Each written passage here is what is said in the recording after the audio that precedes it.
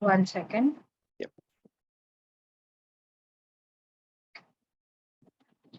A very good evening to everyone. I am Aditi Shirsat, embryologist, CooperSurgical India.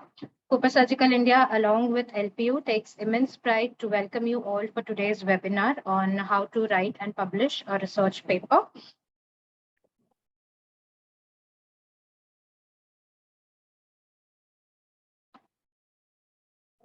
CooperSurgical India is a global leader in IVF and reproductive genetics, providing innovative products and services in the ART journey. Our company vision is a world with healthy women, babies, and families. We currently operate in two divisions: fertility solutions and medical devices. I once again welcome you all. We have with us an esteemed panel of Dr. Louis Kojandaraj, Dr. Sandeep Sharma, and Dr. Pranav K. Prabhakar. For the inauguration of the session, I would like to introduce you to my colleague and moderator, Mr. Vakil Jagveer Singh. Mr. Vakil is the clinical embryologist at CooperSurgical India. I would just like to share my screen. Give me 2 minutes.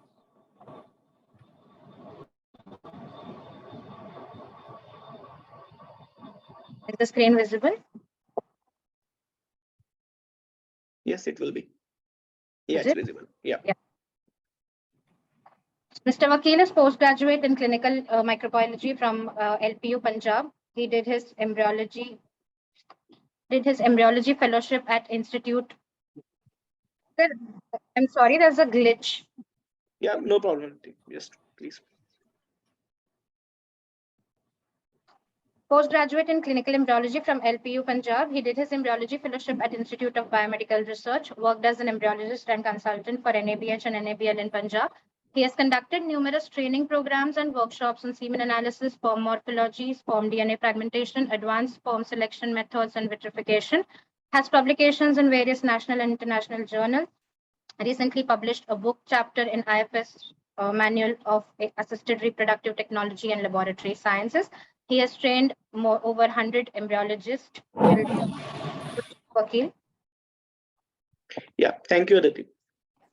So again, I welcome you all in this unique webinar, which I have been thinking to conduct from last many months. So as an embryologist and as a fellow embryologist who worked with me, who I trained, who I got trained with, so the issue which all of us faced, even during practice also, that we somehow we lack lot of India research, and we always rely on the Western data which come to us, and we see that okay, we have to find a paper on any topic like oocyte vitrification or sperm DNA fragmentation. But all those things what we are doing in our lab, we don't have resources. We have resources, actually we don't have the knowledge how to go forward with that particular research. So this is something, a topic very close to my heart, and I was really looking forward to this. And thanks to team LPU, the lovely School of Applied Medical Sciences, the COD Dr. Virender, and the esteemed faculty Dr. Louis, Dr. Pranav, and Dr. Sandeep for giving their time for this webinar. So this webinar is like basically for all those young embryologists, for all of those students, life science students who are working, who have a research mindset. They want to go ahead with the research. They want to do a small study. They want to do a case study.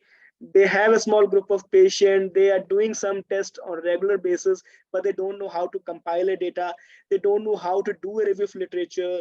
So for that purpose, I request the team help you guide us in that and hold our hands and take us to this wonderful journey. Because when I did my coursework and I realized this is something which every science student should know, that how to design a research study, how to write a paper, and then how to search journals where I can publish, and how to search journal where I can read those what studies, what research is happening throughout the world. So we'll start this webinar with our first talk, and over to you, Aditi. Please introduce our first speaker.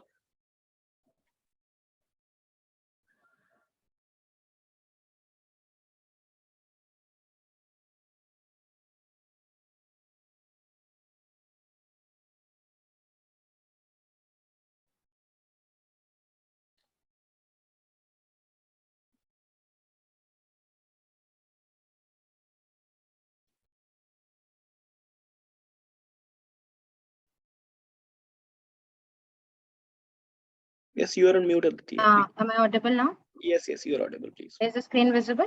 Yes, visible, please. Okay. I would like to introduce our first speaker, Dr. Louis Kojandaraj. He is the Associate Professor, LSAMS, Lovely Professional University. Research achievements. He's got the patents 1, publications 22. He's written books 2, book chapters 5, reviewer in 5 journals. Sorry. He's got industry experience of 5+ years and academic experience of about 5+ years. We are honored to have you with us, sir. Please welcome.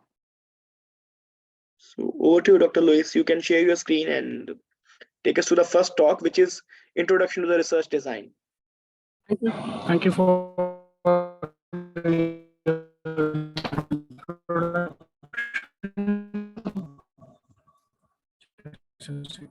So your voice is breaking.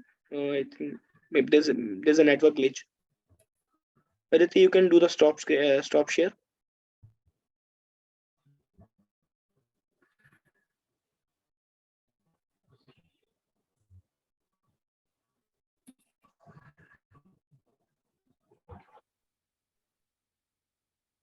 Is my voice working? Yes, sir. It is little glitchy. Yeah. I think you can switch off the video if you want, and then I think it would be better.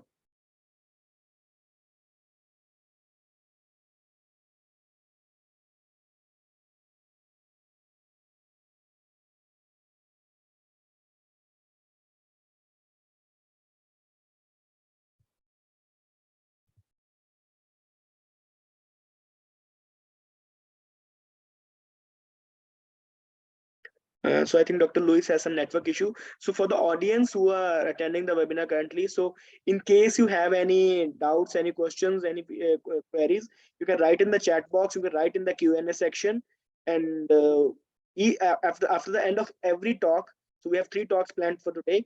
So at the end of every talk, we have a 10 minutes Q&A session. So whichever doubt you feel you have, you can write in the chat box, you can write in the Q&A section. So, and our faculty will try to answer all your queries, try to answer all your questions. And apart from that, post this webinar, we will share a feedback form in which you can write what more programs you would like to have from the STEAM faculty which we're having today.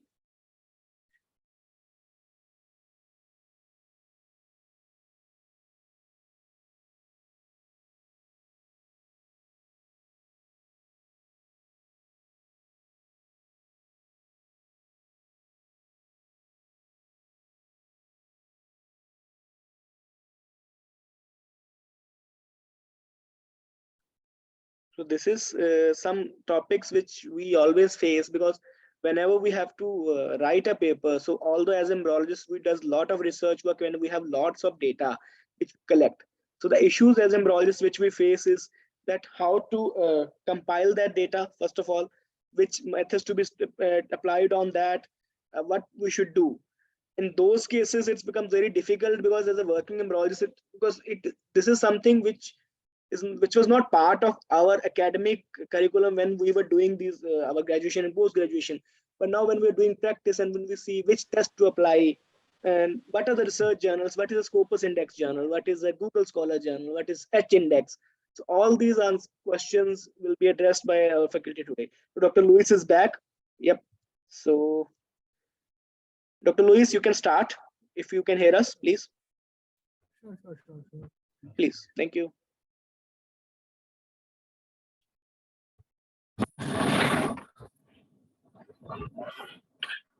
Yes. Can you see my screen? Yes, sir. Is my screen visible? Yes, sir. Yes, and fine. Thank you. Apologies for the delay because of the technical glitch. No problem. Okay.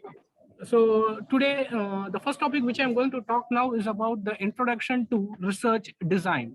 So before going into the research design, I need to talk about what is research.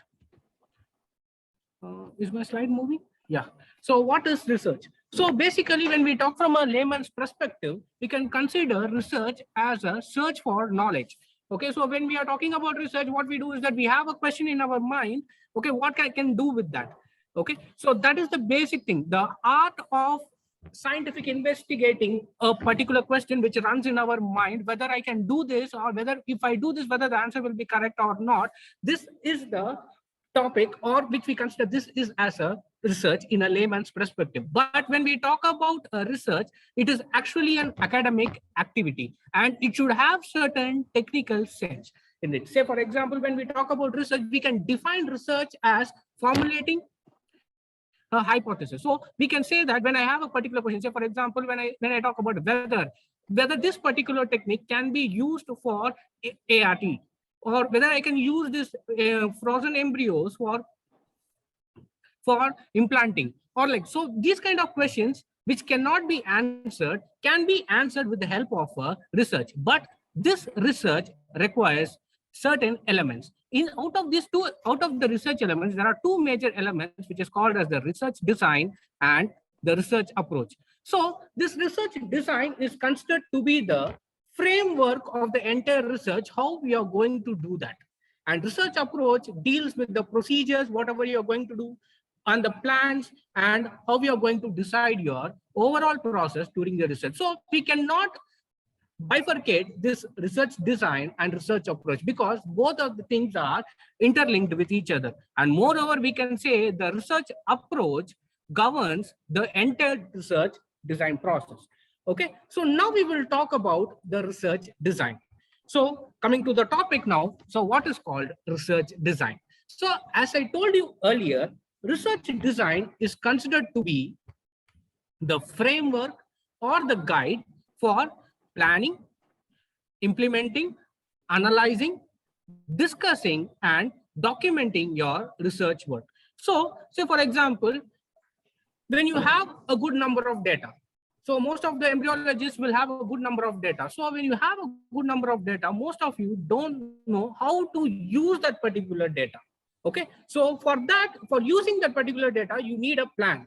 So whether I can use this XYZ data with me, or whether I can correlate these two data, or what I can do with this data. So a proper plan is required for using that particular data. So that comes under the process of research design. So after planning your work, how we are going to implement that plan? Say for example, when I want to compare two major prospects, say for example, what is the implantation effect of a frozen embryo as well as a natural embryo, which is foreign. So I want to do a comparative analysis. So what I have to do, what statistical tool I have to use, or how I have to use the correlational studies or something like that, or regressional studies, whatever you want. So that will be used in implementing. Then after implementing that particular study, whether the result which I'm obtained is fine or not, whether the result which I got will be supporting my hypothesis or not, that will be analyzed with the help of analyzing factor. And further, I'm going to discuss about the comparative analysis, what work has been reported earlier and what I am doing, and the final part about documenting. So as WHO says that without documenting anything, it is considered to be a rumor. So documenting plays an important role. So that is the only thing. So the final, whatever you are doing, everything, finally it should be documented. So that all these 5 or 6 chapter elements comprises the complete research design. So this research design will give you how the particular research will be performed and what kind of methodology can be incorporated in that particular research. So this is what we are going to talk about in the entire presentation. So here, it's not moving. Okay, so when we talk about the definitions here, coming back to the old school days. So definitions, no need to do this. So we can consider two things. When we thought about a definition for research design, we can consider that it as the master plan for your entire research work, or the blueprint to consider how to perform the entire research activity. So that is called, that we can consider in two major lines or two major words, that research design is nothing but the master plan or the blueprint, where you have the description of your research approach. So what is your question, how we are going to answer that particular question, and how we are going to design your study. Okay, who is your sample, how much sample you are going to take, what technique you are going to use, and what are the tools which you are going to use for collecting, analyzing such particular research question which you have in your mind. So this is what we are going to do in research design.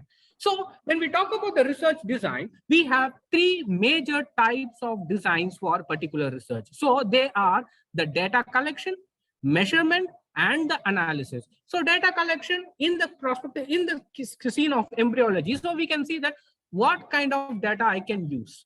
So for example, when we are using about, I want to see the specificity and the sensitivity of OVT kits, ovarian predictor kits, okay, or the ovulation predictor kits. So I will be using the data which I have obtained from a particular series of females only who are having this thing. Or if I go, if I want to go for, I cannot go randomly to anyone, I can use that. So you have to collect the sample on basis of your research question. What I am going to do that. So which topic I'm going to use. So based on that only you have to collect your data. That will be your first thing. Next, measurement. So how much is your sample? So how much you're going to take, whether I'm going to take 100 sample or 200 sample. If I'm going to take 100 sample, how much will be my control? So obviously, when you talk about research, we should have minimum of 20% of control in order to run a good research. Experimental research, we should have minimum 20% of the control. Say, for example, when we talk about, I'm going to do a small study, I have only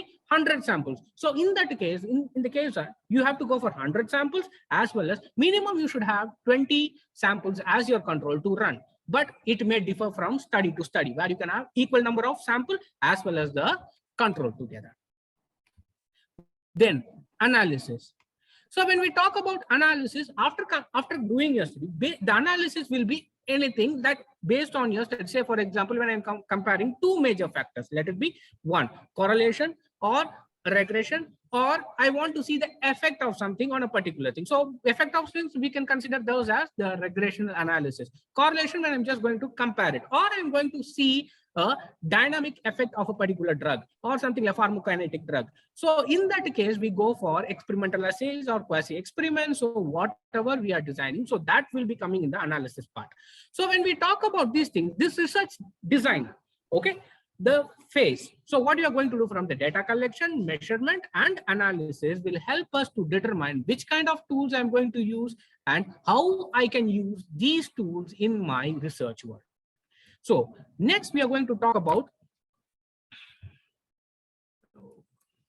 is it moving? No, sir. Yeah. No. So now when we talk about the types of design, so we have two major designs. One is called as the fixed design and another one is called as the flexible design. So when we talk about the fixed design, so here, this design method is mostly used in all the science experiments. Say, for example, where I have a question and I want to see whether this particular question will be answered. So what I will do, I will design a particular study and I will say that I have to do this much number of sample I have to collect, n number of sample, and this stage I have to collect, I have to use this analysis and I will do that. So here the study design will be fixed before collecting the sample. So before collecting the primary data, I will fix all the studies and I will measure each and every data quantitatively. And okay, so we can call this one as also called as the quantitative research design. Say, for example, we will consider I want to see the efficacy of a particular drug, which is used in what we can say, ovarian stimulation. Okay, or I am seeing an alternative drug for clomiphene citrate. So in that case, what I will do is that I will I will do that experiment and I will see the efficacy in numbers, whether this one is effective, if it is effective, what percentage it is effective. So that will be the fixed design. When we talk about flexible design, you can use any kind of number, any kind of research question, or we can say any number of data. You can use, I can use 10 data, 10 numbers, 20 numbers, 30 numbers, or I can initially start with 100, I can drop down with 40 or 50. So I can use anything where, okay, mostly we use this for culture studies, say for example, or ethnographic studies. So these kind of studies can be done with the help of flexible research design. So now coming back to fixed design, we can classify this fixed design into two major topics. One is called as the experimental research design, and second one is called as the non-experimental research design. So what is called as an experimental research design? So when we talk about an experimental research design, we can say that the researcher, that is the person who is going to incorporate the research, he can manipulate certain situation circumstances, and experience through which he can bring out a change or a behavior in the outcome of the study part. Say, for example, when I'm using, mostly we can say about animal studies here. So when I'm talking about to check efficacy of a particular drug or a supplement for a drug, so in order to have a synergistic activity of a particular drug in a combination, so what I will do, I will feed the drug for an animal and I will give it. So I am simulating an animal to that particular study, so that I will see what kind of effect it is showing, whether it is toxic or it is improving or it is deproving. So I can see each and every kind of aspect in the experimental research design. So here the researcher can manipulate whatever we can. So we can call this design is also called as the simulation research, where you can simulate the environment. I can give a rigid environment, I can give a free environment, like that. So this one is further divided into two types. We can say it as a true experimental design or a quasi-experimental design. So when we talk about true experimental design, so here we are going to manipulate each and every individual variable. Okay, that means we will study about each and every variable inside a particular group, but we will be analyzing the study with a control group. Okay, so we will have a standard control group in one side, and we will analyze the study of the observations of what we have observed in that particular group. Say, for example, in an animal study, we take 6 or 7 groups. In that one group, we have as a control group, where we give the normal feed. In another one, we give the thing. So we will compare the result with one particular thing with another one. So there is also a paper which has been published by Abdul Rahim in the case of fresh and the frozen embryo transfer. So they are using a control here. So they will be using a control whether, okay, so this kind of, they'll be using a control whether this is showing me a good result or the factor. So they will be using it. So this is called as a true experimental design. Next, when we talk about quasi-experimental design, this also has the same thing, but we don't have any sort of control groups here. Okay, there will be no, okay, there will be no, we don't have any sort of control groups here. So say, for example, I want to check the effect of HCG. Say, for example, we will consider the topic on this paper, the effect of uterine administration, intrauterine administration of HCG 1 day before the fresh blastocyst transfer. So here, they will not use a control. They will never use a control. They will simply give the drug and they will administer whether it is showing a positive result or a negative result. So that can be seen in the case of a quasi-experimental design.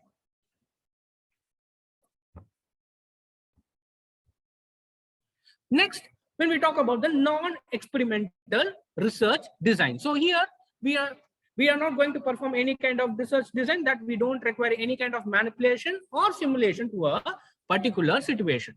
Okay, so we are just going to do some analysis, research analysis in the case that we are just going to see the effect. So on further discussion, we'll talk about that. So when we talk about this, it is classified into three types. So when we talk about that, first one is the relational design, second one is the comparative design, and third one is the longitudinal design. So when we talk about relational design, so here what we are going to do is that we are going to see the relationship between one variable and the another variable. Okay, so we are just going to see the relationship between one variable and another variable, where on and the effect of that particular variable in two natural groups. We are not going to do any kind of manipulation here. We are not going to do any kind of simulation here. Just I want to see about the effect of X and Y in two different natural groups where I don't have any control. I will not be having any kind of control. So this is an experiment example paper which I have given you. So they have studied about the endometrial tripod interleukin 18, 15, and 12. So here they are comparing three different types of interleukins here, okay, in the patient of in vitro fertilization. So how it is going to happen? So this kind of study, or we can say a correlational study. So this correlational study, because correlation will not cause any harm to the research activity. You are just going to compare the result. That's it. So that is called as the relational design. So say, for example, when you have 100 set of data, or you're going to perform serum progesterone assay. Okay, serum progesterone assay. So the serum progesterone assay, we generally they say that in 21 days and 23 days, the progesterone level increases. Okay, but you have to perform this assay in the mid-luteal period or something like that, so that you can see whether the female has been ovulated or not. So here you're not going to do anything. So what you will do, you will check the levels of serum progesterone in different cases, and you will analyze, you will compare it, you will analyze whether this is showing any effect or not. So those kind of data can be designed with the help of the relational design, and you can publish your result with that. Next, when we talk about the comparative analysis, which we generally know that what we are going to do is that we are going to design our study in such a way that we are going to compare two or more groups in one or more variable, which means that I am going to take one particular effect and I am going to study about two different groups. Say, for example, when I'm talking about the effect of what is the range of infertility. Okay, infertility will be one variable in male and female. If in male and female, what is the age group? In particular, in this age group and in this age group. So that is called as a comparative analysis. So I'm just going to compare two or more groups in one or more variable. I will take one particular topic and I will compare both the results in that. Okay, so this kind of things is done. Or mostly what we can say is that we can see the effect on genders. Generally, when we talk about the effect of genders can be, you say, for example, when we talk about diabetes mellitus, who is more prone to diabetes mellitus in this age group, whether in this 20 to 30 or 30 to 40 or 40 to 50. So those kind of comparative analysis can be done with the help of comparative design.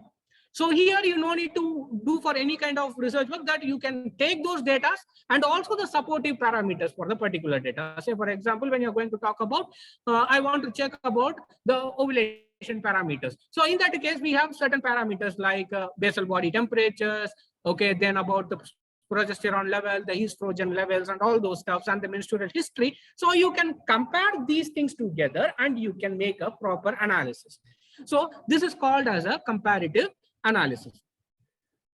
Next, when we are talking about the longitudinal design. So the longitudinal design is something like what we can say that it is one of the parameter in either of the comparative analysis or a relational design. Say, for example, where we are going to see about the performance of variables in a group, in or one particular group over it. Say, for example, when I'm giving a drug, what is the effect of that particular drug in one set of group and the effect in another set of group. So I'm just going to do the study between these two groups and I'm going to check a sort of comparative analysis, but not as a whole study. It is a part of comparative or a relational study. So we can say that it is kind of a regressional assay or a dependent assay. So what is the effect of this drug in this particular group, or whether this effect is there, whether I'm reducing the concentration or increasing the concentration. So that can be seen in the case of longitudinal design. Next, coming to the flexible research designs. So when we talk about the flexible research design, we have three major topics here. One is the case study, ethnographic study, and grounded theory study. So when we talk about case studies, everyone knows about case study. So what we do is that we simply take a case, okay, and we provide our views on that particular case. So that is called as the case study. So we can take any kind of case here. Okay, let it be your most inspirational case in your career or something like that. You can give a detailed review on that particular case. So that will be your case study. Next, ethnographic study. So here what we are going to do is that we will take a particular group, organization, culture, or a community, and we will study about them. Where the participant, the researcher will not involve himself directly into that. He will be just doing an observational study. So he will be collecting certain parameters and he will be seeing, okay, fine, whether this is working effectively in this group or what is the different kind of parameters. So that is called as ethnographic study. So here in the ethnographic study, we will not go for any kind of quantitative analysis. We will just say it is present or absent. Okay, so like that we will go, or what is, whether it is increased or decreased. We will not go for any kind of simulation in this work. Whether I give this drug, what is the effect of this drug, I will not do any kind of experimental. I will just see and observe the study. That's it. And I will store the data. That's what we see in ethnographic study. Next one is the grounded theory study. So the grounded theory study, we can consider that a systemic research. Say, for example, when I want to develop a particular process, I want to develop a particular methodology, okay, or I want to standardize the particular protocol where we have different protocols in different ways, or we can say the hands-on protocol. So some people will be using in a different way, some people will be using in a different way. So I want to streamline a protocol. So you have to take the multiple factors together and you have to work on it and you have to give a particular review on that. So, or we can say a systematic research approach where you can develop a process and action or an interaction in a substantive topic. So say, for example, in this case, we can go for, I want to talk about how does cancer affect the process of reproduction. So I want to talk more about that. So I can just enter in detail about one particular topic or one particular system. I can study more about it, or we can consider a systematic review paper on a particular topic. So this is the thing in the grounded theory study. Apart from this major types, we also have the subtypes of research design. So where we're talking about the subtypes, we have the descriptive research design, correlational research design, experimental research design, review research design, and meta-analytic research design. So first we will talk about the descriptive research design. So what is called a descriptive research design? So here you're going to describe the entire process. So here you're not going to perform any kind of experiment here, or you're going to give your views on a particular topic. Say, for example, when you're working on a case. So in that case, I have seen something unique, or I want to analyze from day 1 to day 10 or the end of the study, how it is done. So you can draft that as a paper and you can give. So that is called as a case study. Or the second one is the naturalistic observation. So naturalistic observation is like what we can say the wildlife documentaries. So what happens? So those kind of naturalistic observations can be taken. So I'm just documenting what is happening without doing anything. I will not do anything. I'll just simply observe. I have given the, say for example, I am just going to study about the normal protocols which is present and what is happening. Is there any adverse effect in that particular protocol? I'm just going to record each and everything. Or we can say the pathophysiological studies of a particular disease. So those can be studied with the help of descriptive research, and you can also go for a survey. So that can be done in the case of descriptive research design. Then when we go for correlational research design, from the name itself, you can identify you are just going to correlate the data. So you are going to start with what? Case control study. So what is called as a case control study? So you are going to have a case study and you're going to control that case with the parameters. Say, for example, you're going to take a patient, okay, and you're going to stimulate the patient with a particular drug, and you're going to see what is the effect of that particular drug. Say, for example, human trials.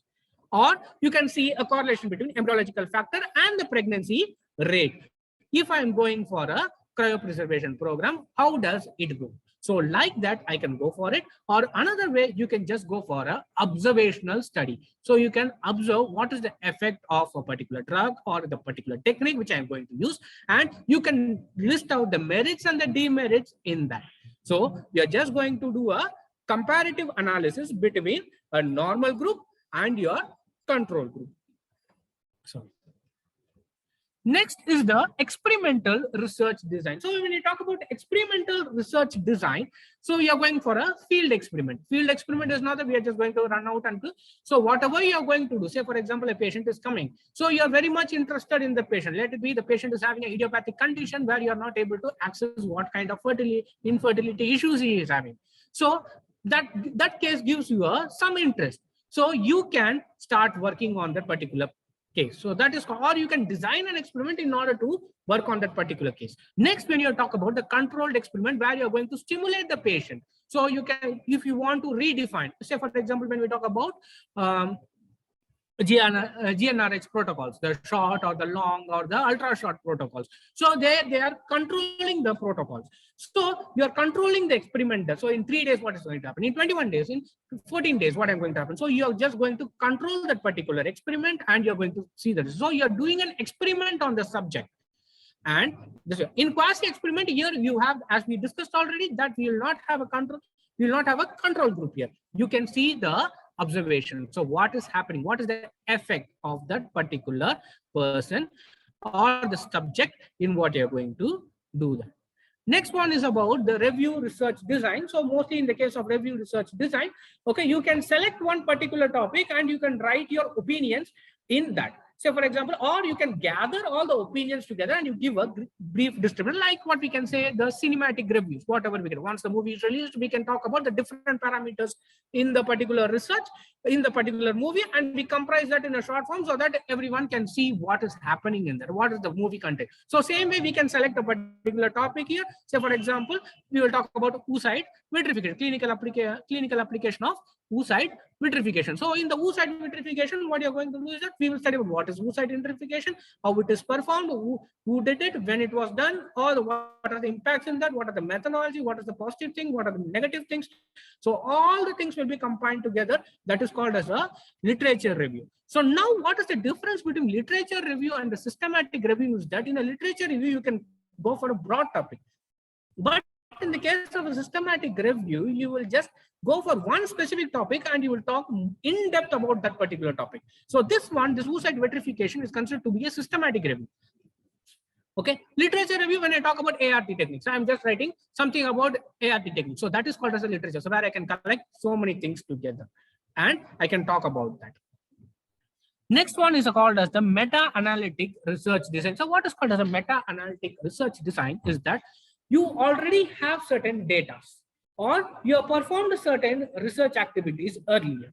So what you're going to do is that you're going to access those research data in a systematic way and you're going to give your opinions in that. So that is called as the meta-analysis. So systematically accessing the results of the previous research and providing your opinion. Say for example, when we talk about this topic like IVF or ICSI outcomes after culture of human embryos in low oxygen tension. So here they are going to see about the different studies or the results which is obtained earlier, and then they are going to talk about or they are going to provide their opinions in that particular thing. So this is called as the meta-analysis research design, which is very easy in the case of embryology because you have so many data in that which you can easily publish papers in this rather than going for other sort of techniques. Right. So next one, when we talk about the next topic here, what are the factors which is going to affect your research design? So the first problem is that the nature of the research problem, whether the problem is a valid problem or not. The question which I have in our mind, which I have in my mind is valid or not, whether it can be used or not. Say for example, when I'm talking about producing an artificial embryo. So in previous year, it was not a valid question. So how you can produce an artificial embryo? Whether, okay, or nowadays it has been possible through different techniques. Or what is the purpose of the study? Whether the study which I'm going to do will reach the society or not, will give any impact on the society or not. I will not go for a hi-fi technique. I have to see for a cost-effective technique. Say for example, I am developing a protocol which is costing around 3 lakhs or 4 lakhs. The people will not afford for it. So I have to develop a protocol which is costing around in thousands so that it will be easy for the people to afford it. So you can attract the thing. So that kind of study. What is the purpose of the study? And the knowledge of the researcher and the experience. Without knowing anything, you cannot perform research. First, you have to be master in that particular topic. Then only you can go for a research. And second important thing, the fourth important thing is that the interest and the motivation. Without your interest or your motivation, you cannot even move your pen in one side to another side. Okay. Then talking about the ethics and the principle which you have to follow in your study. Then subjects. So who is your subject, and your attitude towards your subject also plays a very important role in that. The resources, what kind of resources you have, because resources play a very important role in research. We can have multiple ideas. We can have multiple ideas, but to implement that idea, we should have a proper research or the resources, the finance part. Next, time and who is going to use your study. So these are the major factors which can affect your research and which can also boon your research works. So now I have designed my research. So now I have to check whether my research is valid or not.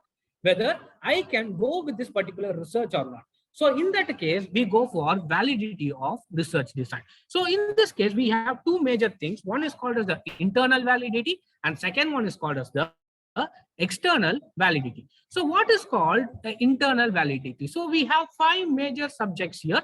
One is called as the history. So here, if there is any occurrence of non-confirmed events when you're performing a particular research, say for example, I'm using a particular step, if because of that step there is continuous failure. So what is that failure? Without analyzing that particular failure or the step, why the particular thing is not working effectively, if I go for the next one, it will not give me a good design. So I have to see if there is an error, what is the causative factor for this error. So that one I have to see. That is the history of the non-confirmed event. Second one is the maturation of the subject. So what is called as the maturation of the subject here? We can consider that the change in the subject. Say for example, a patient. You have signed around, you have talked about 100 patients. So come and give the sample. So you have designed your work. The first day the patient is coming. After a few days the patient is coming. So one fine day the patient is not returning. Okay. So you have to again start from the first. So that is the thing. So we consider the maturation of the subject or the mortality where the patient drops. Then instrumentation changes. Say for example, when you're going for the BPT, okay, the basal body temperature, which is used to assign the ovulation factor, whether the female has ovulated or not. So there will be a small fluctuations in the temperature. So if I have to use one standardized instrument for that. Suppose if I am not using one different instruments, there might be fluctuation in the reading, so which may affect my result. Then selection bias. Okay, so here when I select a sample in non-random manner, where I'm just selecting the sample as per my wish. Okay, you come, you are my favorite, you come. So when I'm selecting the sample on my wish, then we consider that as a selection bias. Again, the result will not be perfectly coming out. So these are the internal validities which you have to check whether my research design is perfect or not. Next, coming to the external validity factors, the first one is about the Have-Thorn effect. So what is called as the Have-Thorn effect? So when we talk about the Have-Thorn effect, so generally what we can see this. So I'll give you an example so that you can understand what is that Have-Thorn effect. So when we talk about this Have-Thorn effect, okay, when a person wants to go for a diagnostic test, okay, so when a person wants to go for a diagnostic test, sugar test, we will consider as you want to check the sugar test in the next day morning. So what he will do in the previous days and all, he will be eating at 9 o'clock, 10 o'clock, or whatever time he wants. But in this case, what will happen, the day before he is going to go, he will take his diet at 6 o'clock or 7 o'clock, and he will maintain a paka fasting of 10 hours or 12 hours. So that, okay, he will see that he is controlling the environment so that he will not get a proper result. So that one is considered to be an Have-Thorn effect, where the subjects behave in one particular manner. So that is called as the Have-Thorn effect, where the subjects know that I am going to be tested, so I have to follow these things, a prior knowledge about that. Next, the experimental effect. So the experimental effect is provided by the researcher, whether the researcher, how that the researcher behaves with the subjects. Say, for example, when I'm going to go for a scaling study, I want to see the effect of, or the feedback study, something like a feedback study. So here I want to, if I am polite, I will get a good feedback. If I am not polite, I will not get a good result. So the attitude or the behavior which is expressed by the researcher to the subjects. So that can be analyzed with the experimental effect, and this will show a very bad impact in the research study if the researcher is not behaving properly. Next, the reactive effect of the pre-test. So where the subjects will be sensitized that they are going to be tested. Say, for example, when you are going for a laboratory test. So what we will do, if you don't know any particular test, say, for example, if you talk about a patient, I'm going to perform SPA test tomorrow. So the patient will Google what is SPA test. He will study more about that. So without getting a knowledge about it, he will get an awareness. Without you speaking about it, he will get an awareness about it. So he will prepare himself according to the study and he will come. So that is called as the reactive. So the patient will be prepared himself, so you will not get the proper sample. Next one is the novelty effect. Say, for example, when we talk about the novelty effect, a particular technique has been introduced. So when the technique has been introduced, you will follow the same protocol without missing a single step. So once the effect has been degeneralized. Say, for example, when we talk about ICSI, okay, ICSI was performed before, yes, it was performed by a process, a particular technique. When it has been generalized, new methods has been produced. So you can simply go like that, or you can use this thing, or when you go for generalization of a method, so the novelty effect gets degenerated. So when the novelty effects get degenerated, there will be variability in the results. Your results may fluctuate. So that is the thing. So this comes under the external validity. So this is how you are going to design your research for your paper. So thank you. Thank So you. any questions? Yeah, so Dr. Lewis, thank you. Thank you so much. We have few questions. I think we'll take one question now, and the rest we can take in the next sessions, because the one question is the first question which we have is, so this is a question from Saurabh. So if I collect the data from one or multiple center and want to publish it in my article, so the question is, do I need to take permission from the hospital, or I can publish without that? Is there any consent required? Yes. So when you are using a patient data, the first and foremost thing is that you have to get the consent from the patient. So generally, when we go to an hospital, before the patient gets admitted in the hospital, we have a patient confirmed, the informed consent form. So the informed consent form, when you see, there will be so many things in that. If they are mentioned that we will be using your sample for research study, so in that case, okay, you can use it. But before publishing it, you have to have a consent from the Human Ethical Committee clearance. So when you have a Human Ethical Committee clearance, you can go and do it. If you don't have it, you cannot publish, because most of the reputed journals will be having this thing, that whether you have a committee clearance from that. So when you give that number to that number, the Human Ethical Committee clearance number, the acceptance of your paper will be very easy, so that it can easily get things. Your paper can easily pass through. So that's the thing. And moreover, you should have a consent from the patient that a hard copy will be fine, that you are going to use that particular design, so particular data from the patient. So that will be fine here. Okay, so we have one more question, that is, how can we determine the sample size? So here, sample size, we have different softwares to design, like a G⁵ or something like that. Okay, mostly what we do is that it totally depends upon the type of study which you are going to do. Say, for example, when I'm going to talk about a controlled study. So in the case of a controlled study, I can determine my sample. Say, for example, when I'm going for an animal study. So in that animal study, I have to determine how much animal pieces I have to get, whether it is in different groups, whether it is 6 or 8. So there are two things. One is based upon the research, or one is based upon research papers, the previous papers what I have done. So they are going to use, and the dosage also depends upon that. Okay, I think Sandeep sir has joined. Yeah. So thank you, Dr. Lewis. There is one more question by Saurabh, and one more question I think we request to take now. One more question by Saurabh, but I think that will be answered when Dr. Pranam will be taking the talk. It's related to the journals. Yes.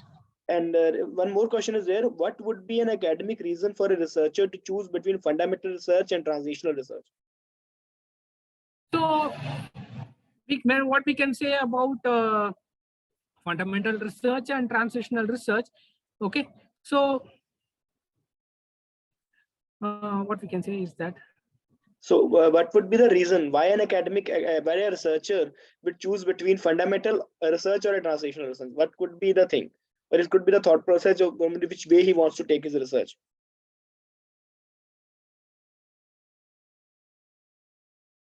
Hello. Okay, so it again depends upon the thing. Say, for example, when we talk about translational research, okay, we can say that we are going to convert one particular basic research into a result which can directly affect you. So when we go for a fundamental research, we are going to see about a particular topic or something like that. But most of the academicians prefer that the social impact of a, say, for example, when I'm going to talk about a particular drug. So when I take that particular drug, what I'm going to do is that I'm taking the extract from a particular plant and all those stuff. Then I go for the research, and I have to wait for those. So generally what they're doing, that they're just converting them to the translational research so that the product can reach the society at an earlier stage. So that is the main impact of that. Okay. Thank you, Dr. Lewis. Thank you. So I think we'll move for the next talk. So Aditi, I would request you to introduce our next speaker, and we'll take the remaining questions at the end of the session as well. So I know because at least we started a little late because of the issue, and then we'll take care of these also. So we'll take each and every query. Thank you. The talks are over. Yeah. Over to you, Aditi.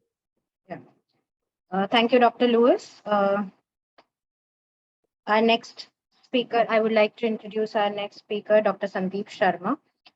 He is the professor in Department of Medical Laboratory Sciences and Faculty of Applied Medical Sciences, Lovely Professional University, India. He's done his MSc in microbiology from BU Jhansi, UP, India. He's pursued his PhD in microbiology from IIM CSIR Jammu, GNDU Amritsar. He's worked as a scientist at University of Pennsylvania and Thomas Jefferson University, USA. He's had the research experience of around 20 years. He has over 25 publications, 4 patents, out of which 2 have been granted or US granted. He's supervised PhD students, the students who are pursuing PhD, now 8 students, 8 MPhil students, 4 MSc students. He has an H index of 15. His broad area of research focuses clinical microbiology, and sub-area of researches focuses mainly drug discovery, antimicrobial resistance, and bacterial pathogenesis and bacterial protein synthesis. We welcome you, Dr. Sandeep Sharma. Over to you. Thank you. Okay, thank you. First of all, thanks team CooperSurgical to give us an opportunity to deliver a talk on a topic which is very familiar with the researchers, and everyone wants to attain maximum heights in that. So Vakil, can you on my videos? Yes, yes, I have made you the co-host. Yes, you can. Okay, fine, that's fine. Okay, so I think let me make sure that I share the screen.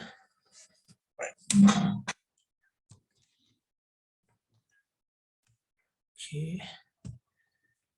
Okay, let me know when screen is visible to you. Is it visible to you? Yes, sir, it's visible. You can put it in the slideshow, sir. Yeah, sure. Just 1 minute. Now, is it okay? Yes, sir. Perfect, sir. Okay, fine. Okay, so the topic of the talk is to draft research paper manuscripts, right? Which is like a day-to-day task for every researcher, every scientist who is actually working in the field of science, right? It could be biological sciences, could be clinical microbiology, biochemistry, embryology. It covers the entire area, right? So before going into any writing paper or any draft, which we just think of, there are a few questions which came into our mind, right? The question to ask yourself first is, number one is that, is the paper worth which I am supposed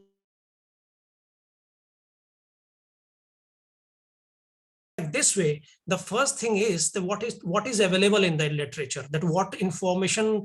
So we lost you for a second. Can you just repeat from the start? Sorry? So we lost you for a second. Okay. Is the paper worth writing? Had a glitch. Yeah. Okay. Yeah, please. Okay. So, the first question which we ask is the paper is worth to write, or like whatever we are writing?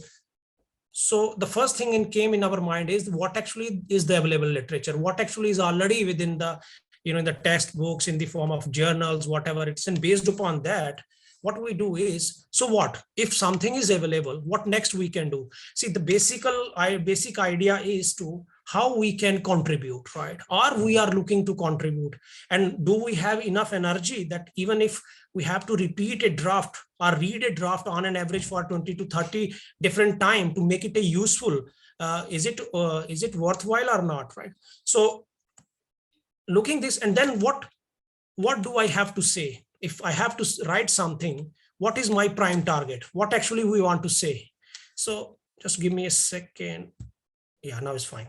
So a single question clearly state with adequate evidence for the answer, or you can say we're just trying to stating the question and its answer in a one simple sentence, right? So when you say all these things, then there is a question that, is it one paper is sufficient to write, or we need more papers, right? So because it's not that we're just making everything put everything on in one plate and then we look for that the food is not tasty, right?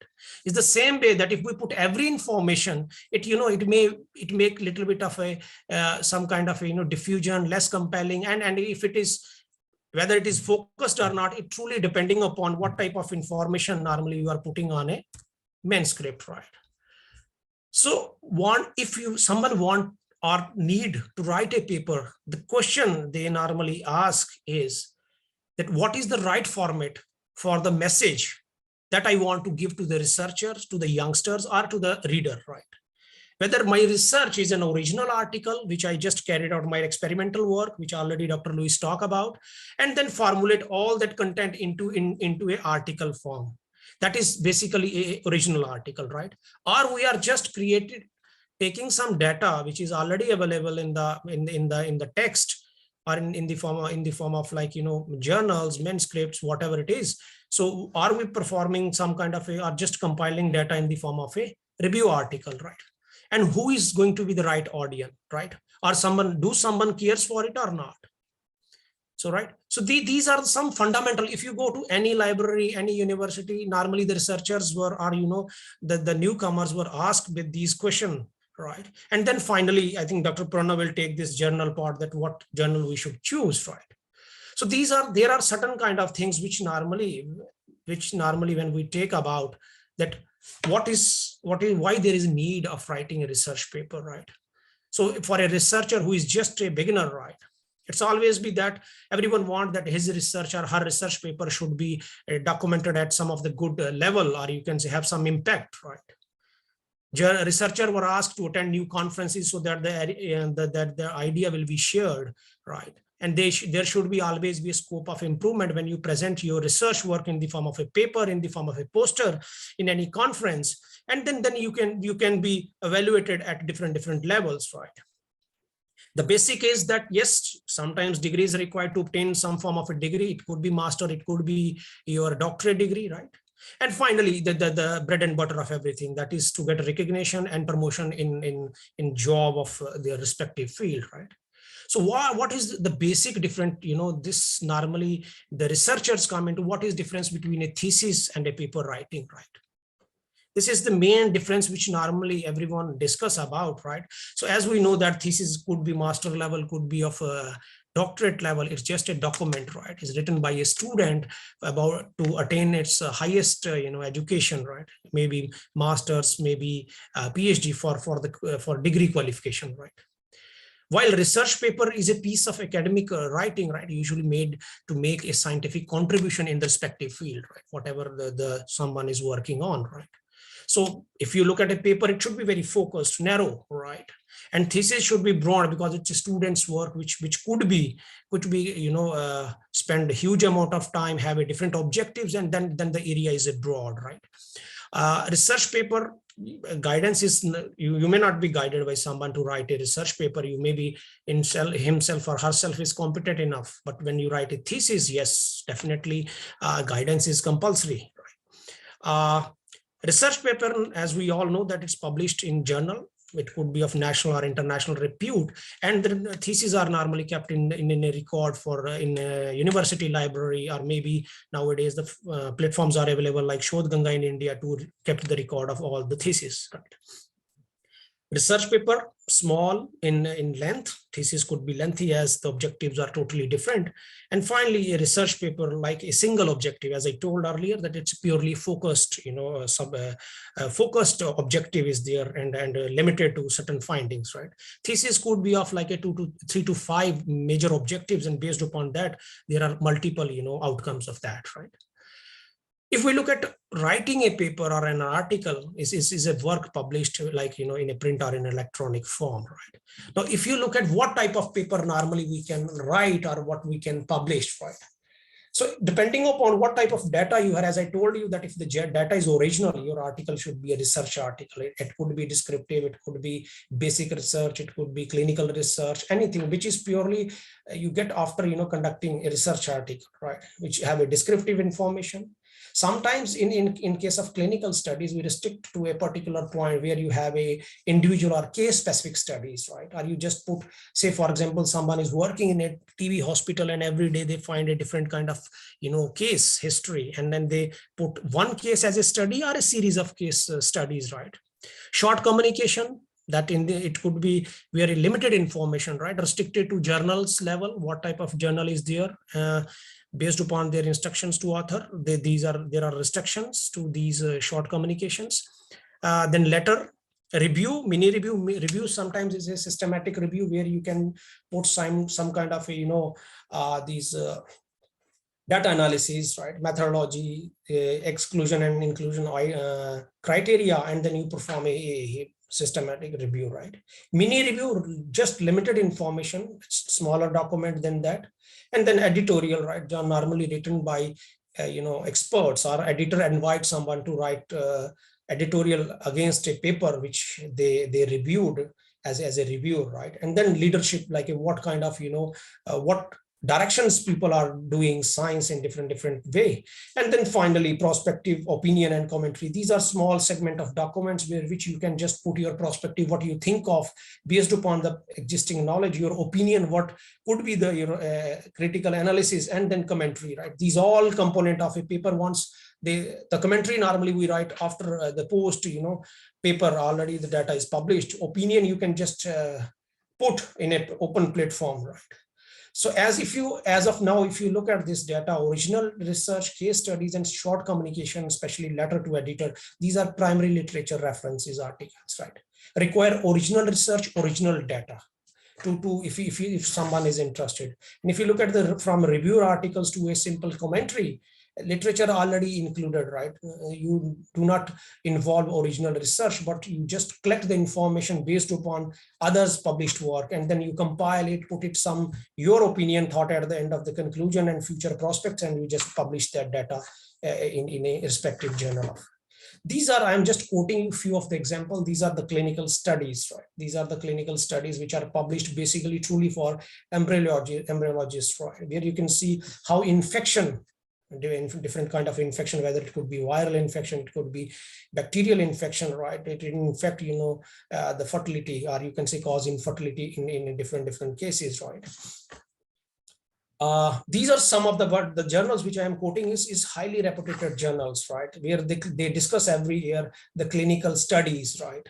Like say a case study at 31 years old woman with infertility, right? A case studies were published in a very reputed journal of New England Journal of Medicine, right? Where normally they put every individual case as a highlight. If you find anything which have some kind of a clinical relevance, and especially to the challenging field like embryology, right?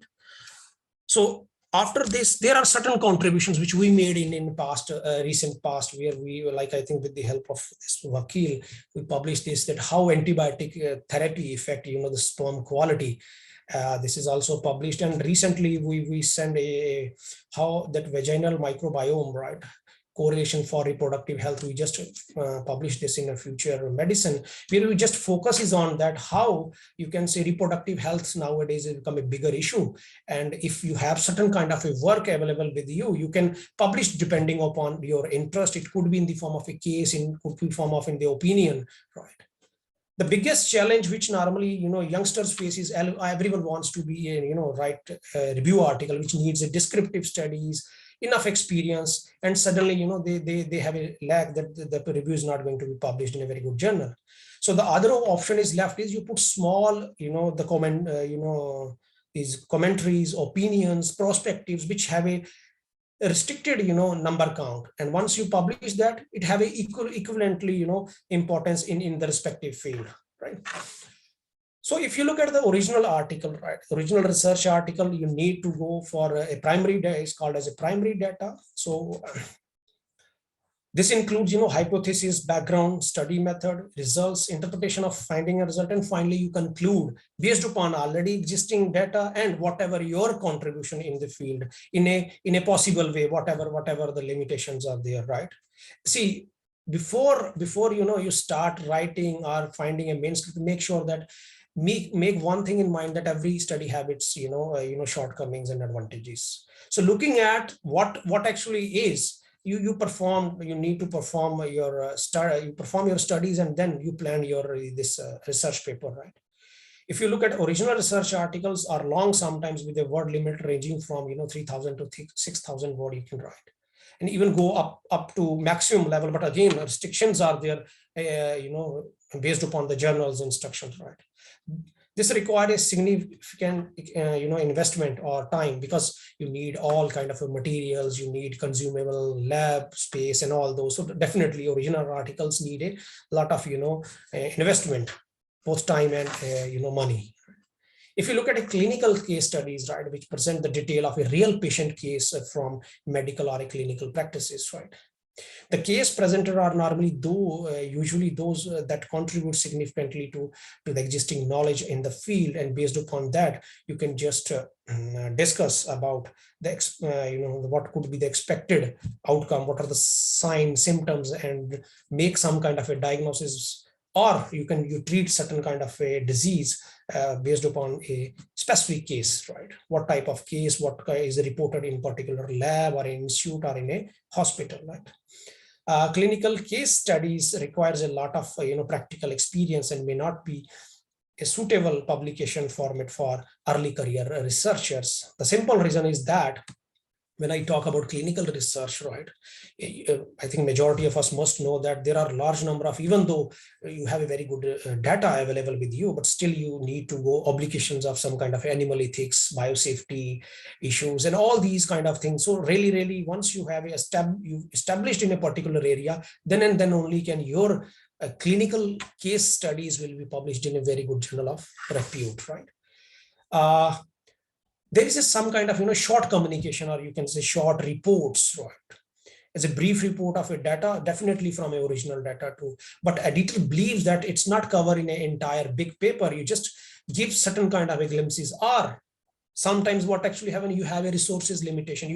You perform only a couple of experiments, right? And based upon, you don't want that this data may not be considered as the original, full paper. So you just try to put it in a short communication or a short report, right? As they are relatively short, the format is usually for scientists with results that are time sensitive, right? These are, as I told you, there are restricted length based upon the journals, but they are shorter than the original research paper. Based upon, it's not that only that limitation can stop you. Sometimes you may think that let's explore my idea, my thought first as a brief communication or a short communication, and detailed work will be done in a due course of time, right? These papers are also sometimes called as a brief communications too. Then there are certain kind of a review, when you compile entire data, as I told in previous slides, systemic review, right? Then you collect information available in the literature, put all kind of a inclusion and exclusion criteria, and you draft certain kind of content right from the introduction to the conclusion, and you just see that I try to put the best of the information in that particular field from last 5 years, and you try to write a review article. It could be literature reviews, systematic reviews, or you can say meta-analysis, right? Definitely length is bigger than the research article or short communications.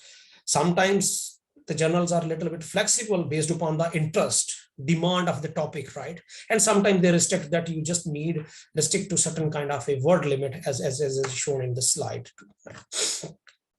Then there is a perspectives, right? A piece, or you can say a scholarly review of a fundamental problems which actually in the particular field, right? It could be, there are usually essays that present a personal point of view, right?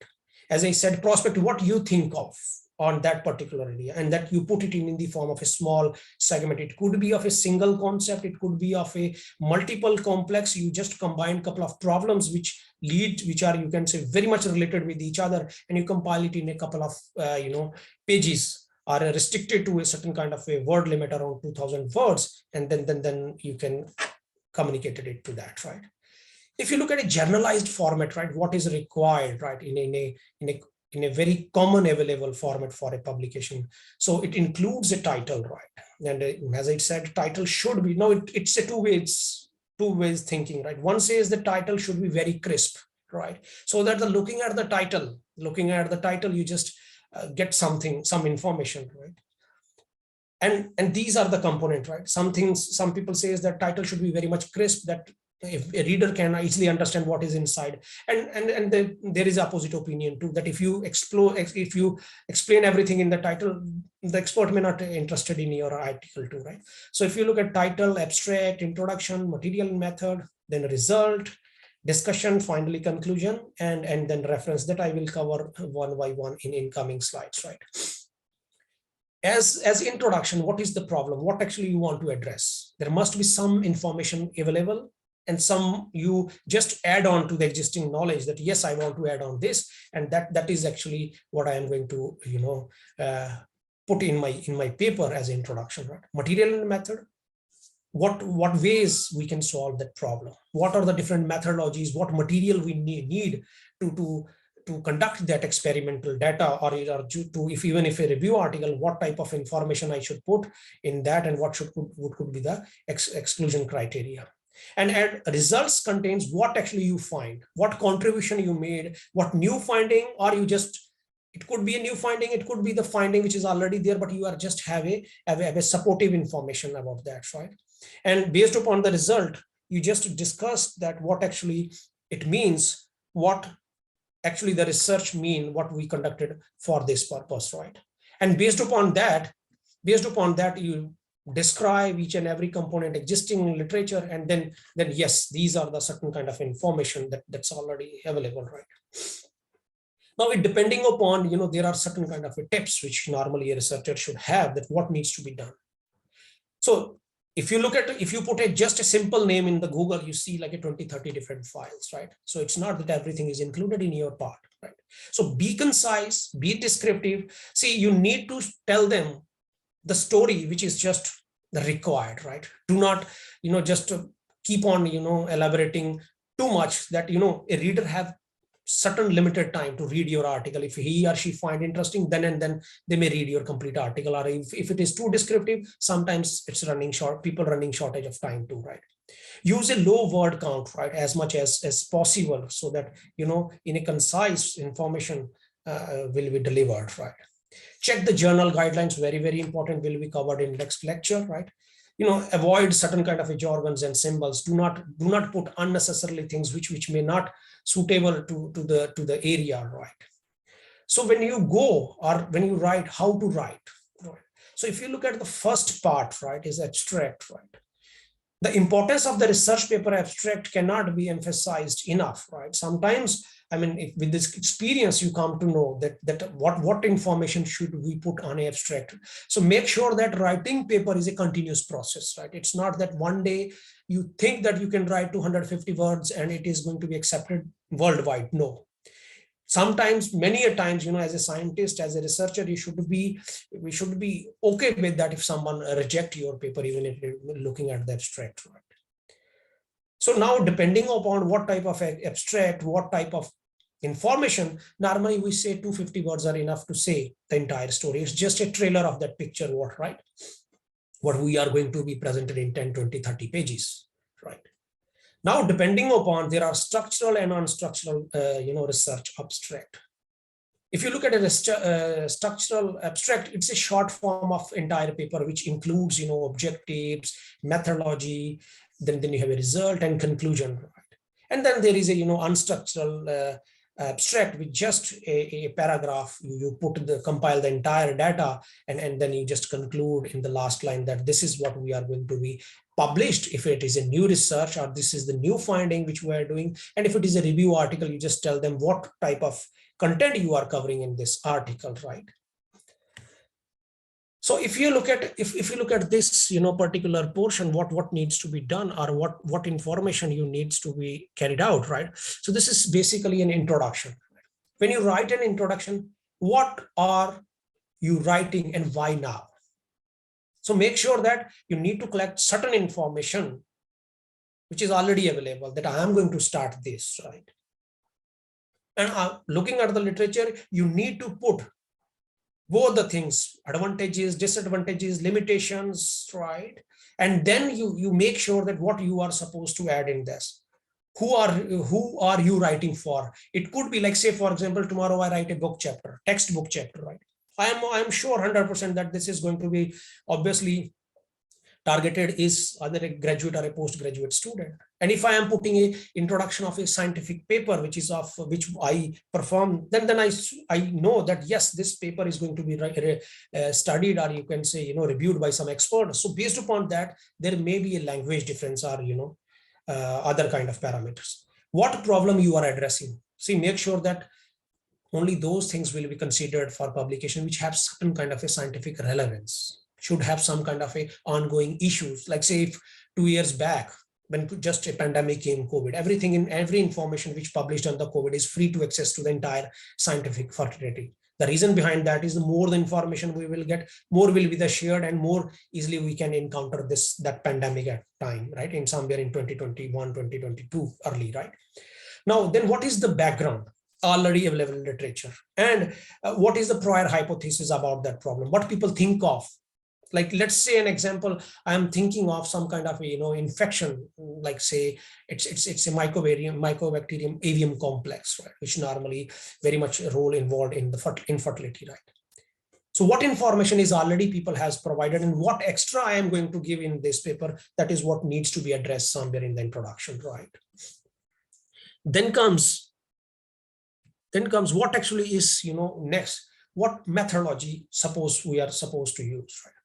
How do you do the study? What methods, what materials all we are supposed to use, whether it is a patient sample, or our study is purely a patient centric, or do you just need some laboratory based studies? But yes, you need a specified material and specified methodologies that's supposed to be used, right? Make sure that, whenever you used a method, it could be modified 20 different times, but make sure that your paper include at the original method, which is published for the first time, right? Then you can write like, okay, X by Z is the method published somewhere in 20 years back. I make certain kind of a modification, and you just prescribe that modification and keep going with your material and methods, right? Then what could be the analytical tool you are supposed to, because at the end you are getting some kind of experimental data. How you can use that data and how significant that data is, you need to go for the statistical tool so that your study should have some kind of a significant outcome, right? Then results, what actually you find, what you find, how did you find, how much data you can include, right? What belongs to the table and the contents or the figures, what you are. Here, the most important part is sometimes we just write figure number 1, it contains this, right? Whenever you put a table or a figure, the legend should be such that by looking at the figure and the legend, one can understand what actually the entire paper is all about. It's not that everyone needs to first look at your picture and then parallelly he or she has to read the content. And that's something, a question mark normally the experts ask, right? What is the better in the text, right? What is the key finding that needs to be addressed, that needs to be highlighted? And based upon that, you put your discussion. Look at the strengths and weakness of the study, which is always be associated with every study, right? Then what could be fit for the data publication? It's not that you conduct 20 experiment in the lab, all 20 experiment data is going fit for the publication. Sometimes there are certain experiments which are just supportive data, right? So you need to be very much careful about that only significant data which have certain kind of a relevance and which have some impact on the previous studies. It could be positive, it could be negative, but that only data is given, right? What comes next in your research? You at the end, when you put some significant, right, you make sure that this could be in you put your opinion that, look, I find this, past study says this, and this is my opinion based upon what actually is. Although every study, as I told you, have some merits and demerits, right? This is again, it's a common format, right? Title, very much important. Author affiliation is very, very important. Abstract, introduction. Here, I just mentioned one more important point is that whenever you conduct any study, make sure that you give a due acknowledgement to all the researchers, whatever is contributed. Even if, we were told by our seniors, experts, that even a person who is just working in your lab and providing you certain kind of a media, you need to acknowledge that the contribution is significant, right? That is the main part people normally, and in this case, sometimes, although journals are now very vigilant, they always ask about the conflict of the interest, right? So once you submit your article, right, once you are enough, a cube, you all do gone through your data like a article 20, 30 different times, and then you realize that yes, this is something which we normally do, submitted, in a journal, then it's once it is uploaded on the journal, it takes certain kind of time. Depending upon journal, sometimes if you go to a journal web page, now they can give you that this is the approximately time, or they give you a median of the time, that this much time you need for your first decision, right? So once you upload a paper, it's clearly goes to some technical checkup, and once the technical checkup is there, editor is assigned for your manuscript, right? And based upon, make sure that editor is always the expert of your field. So based upon looking at the content, they may sometimes return back you the paper, or if he or she find that it's worth to take the opinion of other, they assign some reviewer or associate editor, and then proceed the paper for further evaluation. Then an expert in the field is designated as a reviewer, and who will give his opinion based upon the paper what you have already submitted to a journal. Right? Although there are 3 to 5 different reviews which are considered depending upon journal to journal, and then finally on their inputs, what actually is editor decide the accuracy of revision, or whether the paper is accepted or it is going to be rejected, right? Sometimes the paper is sent to author, just a couple of experiment, more data is required, or just the language problems, and then that needs to be addressed, right? And possibly, if required, there is a second revision, and then finally you find your article in a web page of a journal, right? So now all this process, what we called as is a peer review, right? It's a process for scientists by scientists, right? That make sure that whatever you submit, it's gone through a peer review, and you can say we majority say this is a blind review, right? Even though you don't know the person, but they evaluate your research, right? They evaluate your research and give their what actually they think of, right? The purpose is to filter what is published as science, or to provide researcher some kind of a perspective, right? So where we can use this is whatever the scientific publications are there, grant reviews, or there are some kind of tenure promotions, right? Where you can peer review, right? So once the author submit an article, right, the article assess, as I said, it must be assessed by an editor. It could be, the rejection could be at that time, but make sure that rejection is in a quick time, right? And once editor reject your article without wasting any time, make sure that you need to submit the same article in the next journal in a couple of days or 2, right? Then if it is not rejected by editor, sent to the reviewers for evaluation, right? And it also, now reviewers, once the reviewer is assigned by the editor, then they go for further review of that, what actually is needed, right? And if it is accepted, then it will be, automatically a message will be given to the author, or information will be shared with the author. In any whether it is rejected or accepted timely, the information is shared with the author, and finally it goes to the production for final checkup, where a proofread, that even if author miss sometimes while submitting, the author a due time is given, or you can say revision is given for the author, to make sure that whatever the article is going to be published, it should be satisfied the author that yes, whatever he want or she want to contribute is there, right? And then once it's whether it's author submission, revision of, even if it is from here, you can say reviewer give the comments, then revision takes place, and then author is again send a message that your paper is required this kind of a revision, and finally you have some kind of a information in the form of a data, right? Now, what are the things which you need to include so that your data should be published, right? Provide insight on important issues, right? Like, let's say we are talking today is about, let's say, infertility, mental stress level, huge problem. If you address these problems and put all scientific effort to write an article, definitely this will be considered by the journal. Useful to make decisions, right? Policymakers can read your articles, and based upon that, scientific policy can be made, right? Useful to develop certain kind of a hypothesis, theories, that paper will be, give a weightage over others, right? Then stimulated new research question, new findings will come, new challenges will be there, right? Address the problems. Method used to explore new issues, right? These all needs to be considered, right? Rigorous application of methods, sustainable, justification, Then the connection to the previous studies, what is already done, how you improve those studies, good or bad, right? And the most important part is, do not put extraordinary words which put some kind of a things, or you can say some needs to check, even not familiar with the words, unnecessarily word. Make sure that your article should be easy to understand, right? There are certain things which could be the reason for the rejection of your paper, right? Either your issue is not important, either your article is not seems to be original, right? It could be that not appropriate for a suitable journal. So sometimes the articles are just rejected. Like say, for example, the journal is not chosen properly, right? Will be covered in next lecture in detail about as far as the journals are concerned. Right? Data is old and new, right? That whatever the data is, that say for example some finding is already made in 20 years back and you are just putting the same data, same information, so it's irrelevant because already done in 20. Why to waste the resources, time, and the time of all researchers, scientific community, and everywhere, right? Practical difficulties, right?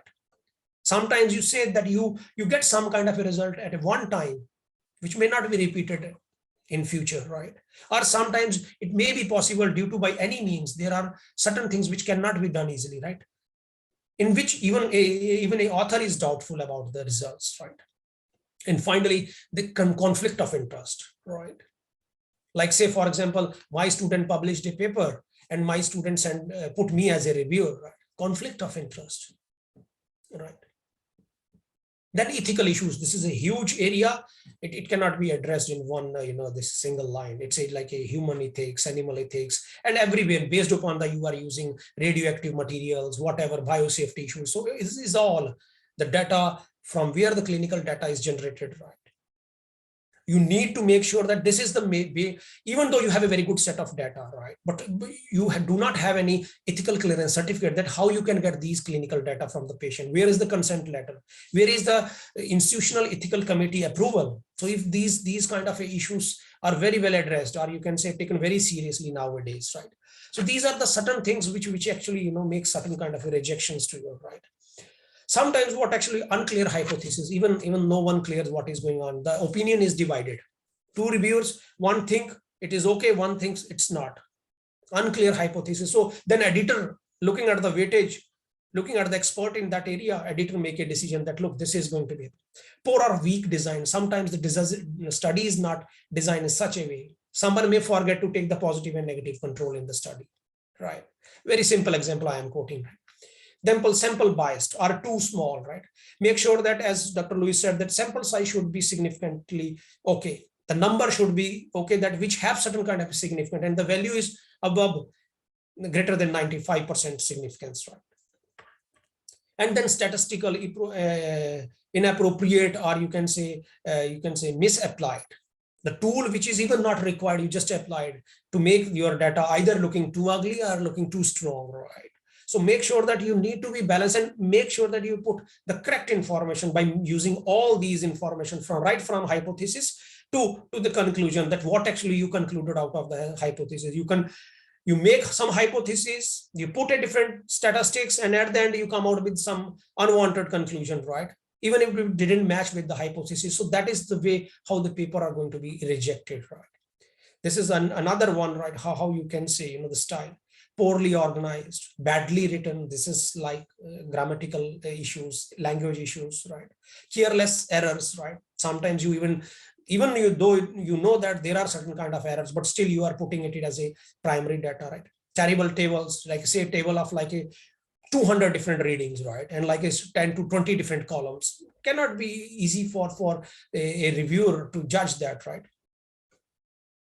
Then some kind of a figures quality is not that great, not clear figure, or you can say the quality or the way the figure are presented is not reflecting the data or not giving the concrete evidence about that. Sometimes you say a gel photograph is there, the DNA band cannot be seen easily, or you're not clearly, it's showing some extra band with the DNA also. So these are certain things. And even when you go for amplification, the bands are not the primers are not giving a very specific amplification. Some other unwanted amplification is there.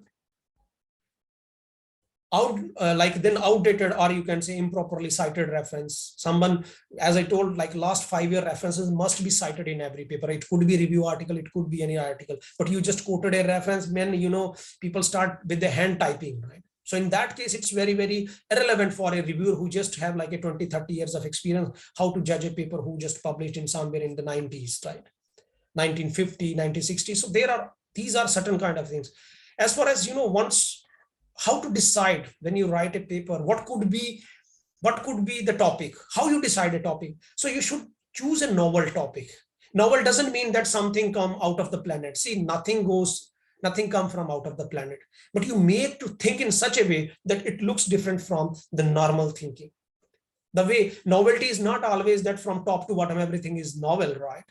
Even if a small frame of the glass is going to be, or specs is going to be changed, it's a novel frame, right? Because no one find that novel. Novelty is originality. How deep you touch the originality, that's what the novelty means here, right? And then the data, whatever you do, right, should be, it should be it should be achievable. It's not like you can say, that whatever you say, it's next to impossible. Tomorrow we can say, let's walk through cycle from Jammu to Chennai. Practically people do that, but scientifically it's not achievable for every person, right? So it's something you need to, should fit in the context of the existing research. We should need that there is always be a frame, there always be boundaries associated with everything. Should not go beyond that boundaries while publishing this data, right? Should be usable for society, right? Policy makers. See, whatever we are doing is, even though we just do our PhD, become a professor, sometimes it's a payback time, right? So make sure that your research should include how you pay back, right? There always be a interest, right? Which covers the entire society, state, nation, right? It's not always be that looking for your self-interest, that what suits me.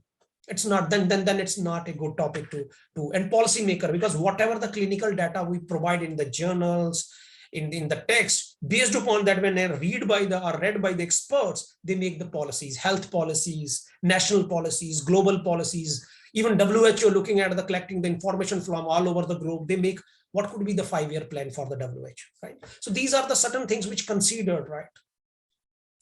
So these are, I think what actually is required, we already covered in that, right? Now there is sometimes a very big issue, and this is very well addressed, although people don't care much about this, authorship, right? It's authorship. Who is going to be author in my paper? It's not like, just sharing the author or just, giving. So there is some kind of international committee of, this medical, editors, or you can say medical journals or, editors, right? Which recommended that there certainly be certain criteria that one should be considered as an author, or one should be given an authorship in a paper, is that there should be a sustainable or, contribution to either to concept or to design, analysis, interpretation, acquisition, but there must be some kind of a work which come under these 4 different criteria. Drafting of the article or critically revision of the important intellectual content which is supposed to be published in a paper, right? Final approval of the version to be published, or there's some kind of agreement to be accountable for all the aspect of the work in ensuring that the question related to the accuracy and integrity of any part of the articles and it's appropriate and invigilated and is resolved. So these are the 4. It's not that I know someone that just put his or her name as a token of gift, right?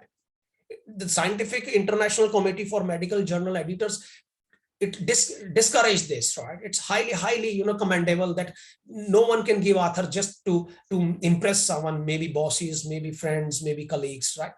It should have in these 4 areas. Then you can see that, yes, this manuscript, because tomorrow someone can ask you, okay, tell me what is your contribution. And journals are nowadays very, very particular. They ask you what contribution you made in this, right? Then the authorship will be given, right? So it's not that you can just keep on this. Now, once you do this, how you find a novel topic, like say for you want to search something. So what could be the search engine supposed to be used, right? So they are all available. How you can find out, you need to narrow down your research, right? Now, depending upon whether you are going for a generalized topic, very scientific topic, and then you need to narrow down your research, right? Google, as I said, is going to be the maximum, but it's a generalized one, right? Slowly and slowly you goes down, right? And there are certain kind of very much specialized scientific engines, like say, tomorrow you want to search for a patent, go for SciFinder. You can find every patent information. If you want that some patent is, I want to publish some patent data, or I have some data which is going to be patent, you just go to the USPTO and you find that internationally what data is available, what patent is already there, right? So you go for these search engines and then you can do, depending upon how people use, yes, there are different kind of, so all these are search engines which are free tools that how you can, there are certain kind of, which you can say reference set, there are certain kind of which just give you certain kind of information, sometimes very selective information, and they have filters that you need information from last 5 years, last 10 years, and then you need to put certain kind of keywords in there, and based upon relevant information is provided to you, right? There are certain kind of a subscription you need, right? You need to be certain kind of a subscription, Springer, Biomed Central. There are some publication houses which you know takes this what we call is as APC, right? This is printing charges, or you can say article printing charges, right? Sometimes there is a misconcept that those which normally take these charges, they are maybe predatory journals. No, it's not like that. Even Nature can charge, PNAS charge, right? It's not charging to make your paper acceptable. It's charging just for the printing purpose, and that is already mentioned in their, you know, in their instructions to author. So what needs to be done, what we do, what we don't do, right? Well, keep the title brief and very much clear, right? Use active verbs in the title, right? Keep the title length to a readable, that one stretch one can understand what you want to do. Put certain kind of use keywords in the title which are supposed to be within the article, or the problem which, like, let's say someone says infertility. Now, make sure that if it is like embryology or any topic like ART, puts anyhow that these are the keywords which should be there in the title, so that one can understand what actually we did, right? Don't write too much of lengthy title. No one have a time to read those, right? Unnecessarily details in the titles, not required, right? Lesser known abbreviations in the title without putting a full name. You start with the abbreviations, right? Use unnecessarily use of very much complex phrases. These are avoidable as far as these, right? So this is you know something which we always talk about, what misconduct normally. Now paper is published, what we supposed to do and not. So these are certain kind of things which actually consider a scientific misconduct, and the journals, even the national policies, their UGC is very much, you know, critical about these things, right? These are certain things which needs to be avoided in that. And in all that is gift authorship. I must say that gift authorship and plagiarism is something which people are talking about. I will cover conflict of interest, fabrication of data, falsification of the reports, right?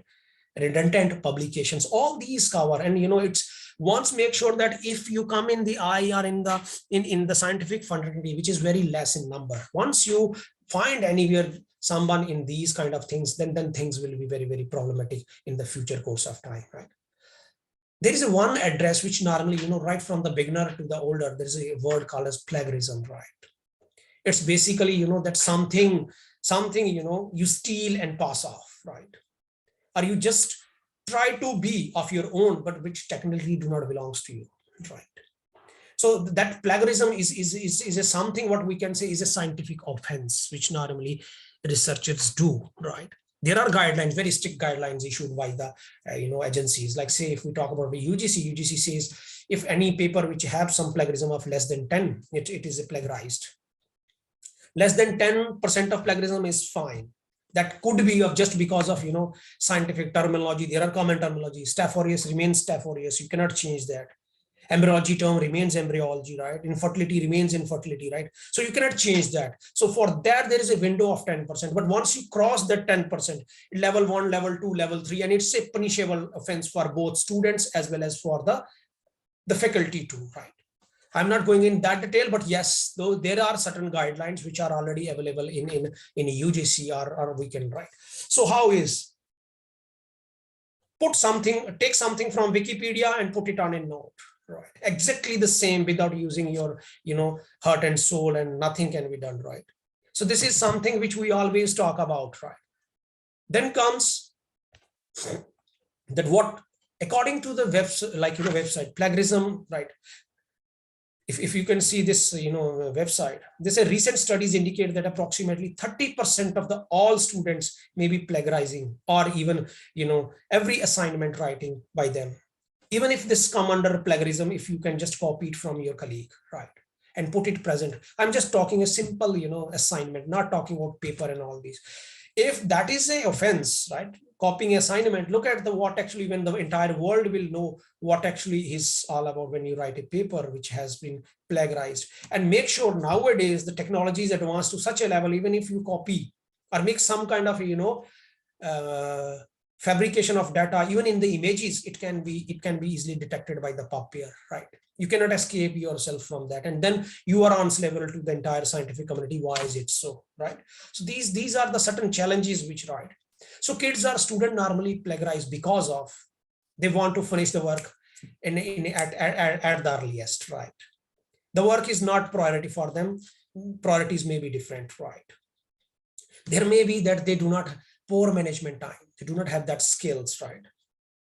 They may not confident enough that they can write something.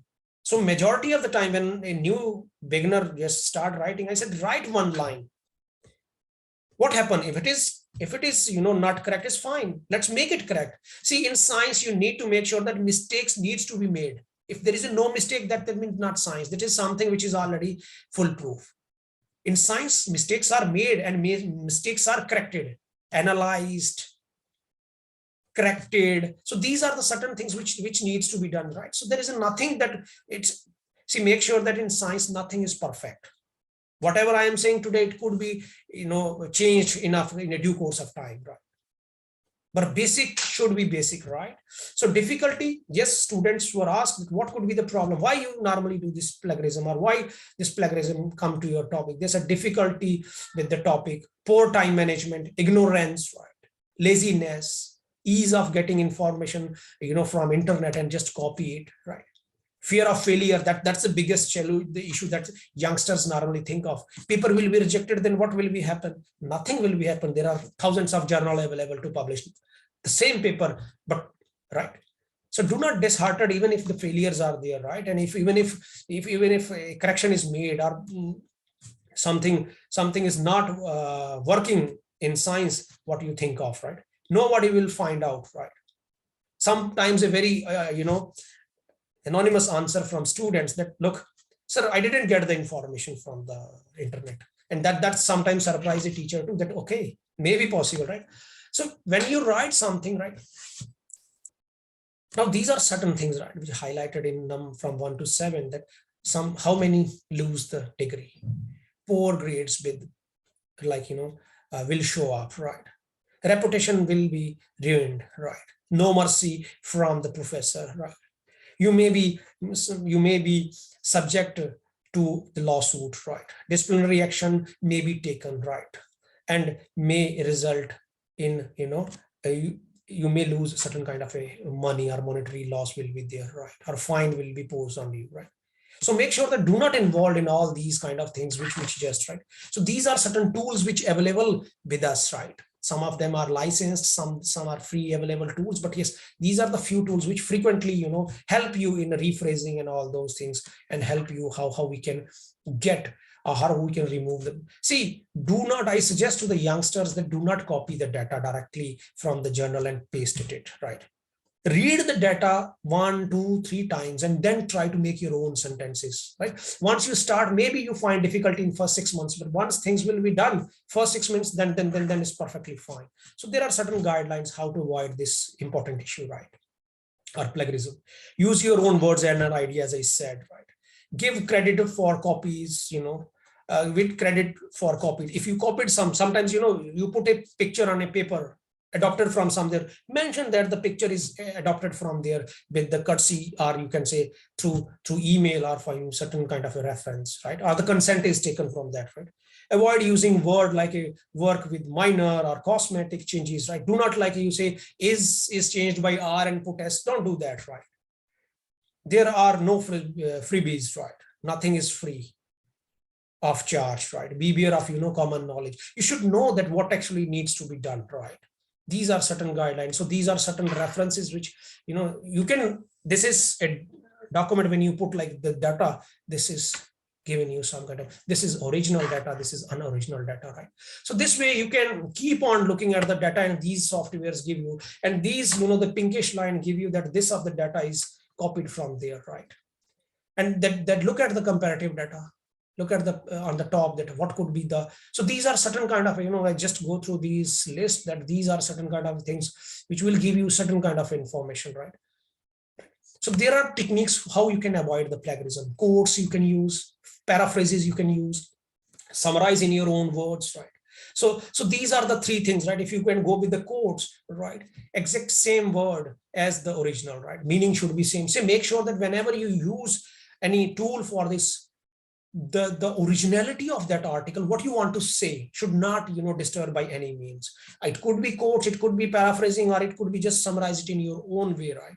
So you're ready for an article that if you really want to publish a good article, it needs at least 20 to 30 different drafts will be prepared at different levels, and then it will give you information that yes, this paper is now ready to go for publication in any respective journal, right? Okay, thank you very much everyone for patiently listening. Thank you, Dr. Sandeep. So we have few questions. I will quickly take it because we are already over time. So there was one question. It was basically, I think that can be answered by Dr. Pranav also. He already answered one question in the chat. And there's one more question. Can you explain how to write in scientific language and how it is different from like the normal language you write? Okay, fine.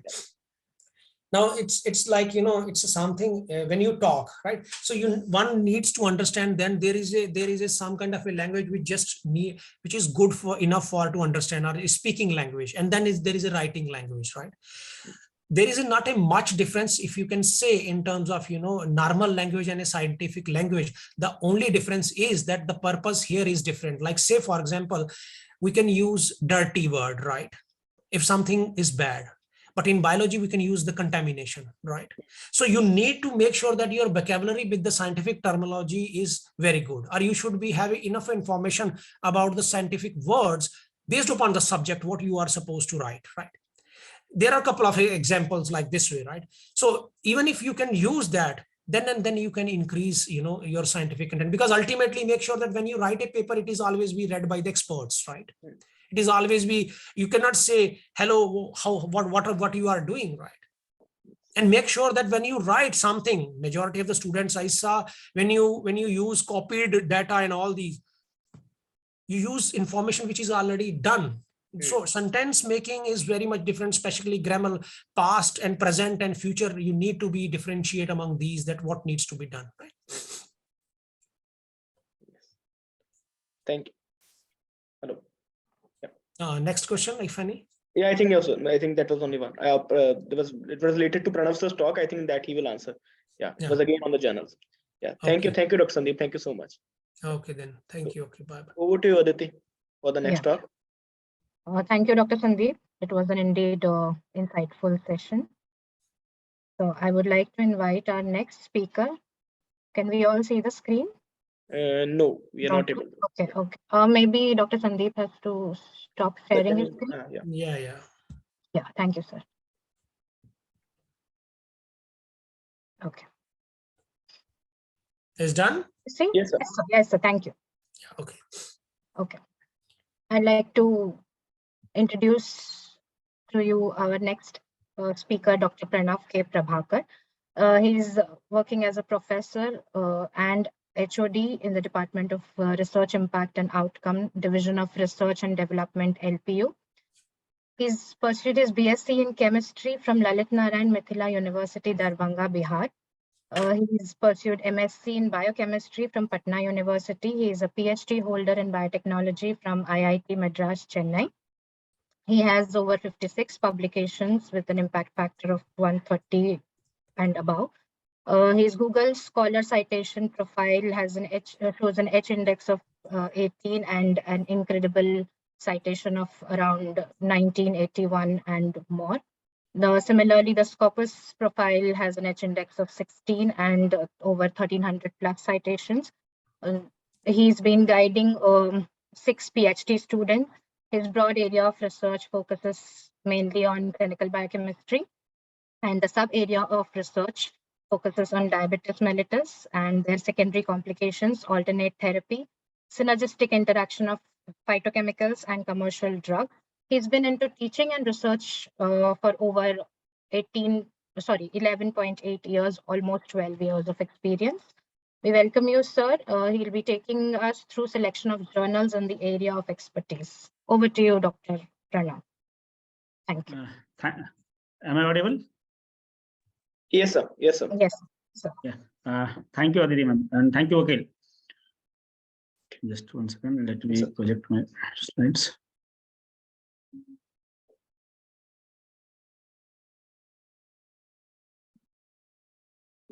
Yes, sir. It's visible. It's visible. Okay. Okay. So thank you, everyone. What I'm going to do, my topic is in the last. So after once you have done your talk on the so how to plan your research, how to research designing, and then you have written a research paper also. So after that one, everyone need to find a suitable journal and where to submit it. Just for example, everyone is earning. Earning is important, but where to invest that earning, that is more important than earning. Your earning, you are not going to dump somewhere else. Yeah, some places where it is not going to give you any kind of fruitful effect, fruitful result. So similarly, whenever you are going to do some kind of research and writing a paper, the publication, you should submit to a better journal, suitable journal, which is a good journal. So how we will find a good journal, how we'll segregate it's not a good journal, it is a bad journals, or how you are going to find a journal which is suitable for your article. You cannot submit a journal into a random select journals, which is not fitting, where your article is not going to fit for that one. So roughly 40 to 45 minutes, I will take it. 30 to 35 minutes I have been given. So I will try to finish in that one. I will go to the website and I will, more than the slide, I will go to the website and then I will show it to you how we are going to do it. So I'm going to talk 3 things today. One is the cloned journals. What is exactly cloned journals? And similar to that one, we are having a priority journals. Normally, we should avoid cloned journal and priority journals. And then I will talk about the journal funder for which is the major portion. Everyone is doing research from the UG to PhD postdoc. We are doing research. Why we are doing research? There are 2 different kind of perspective.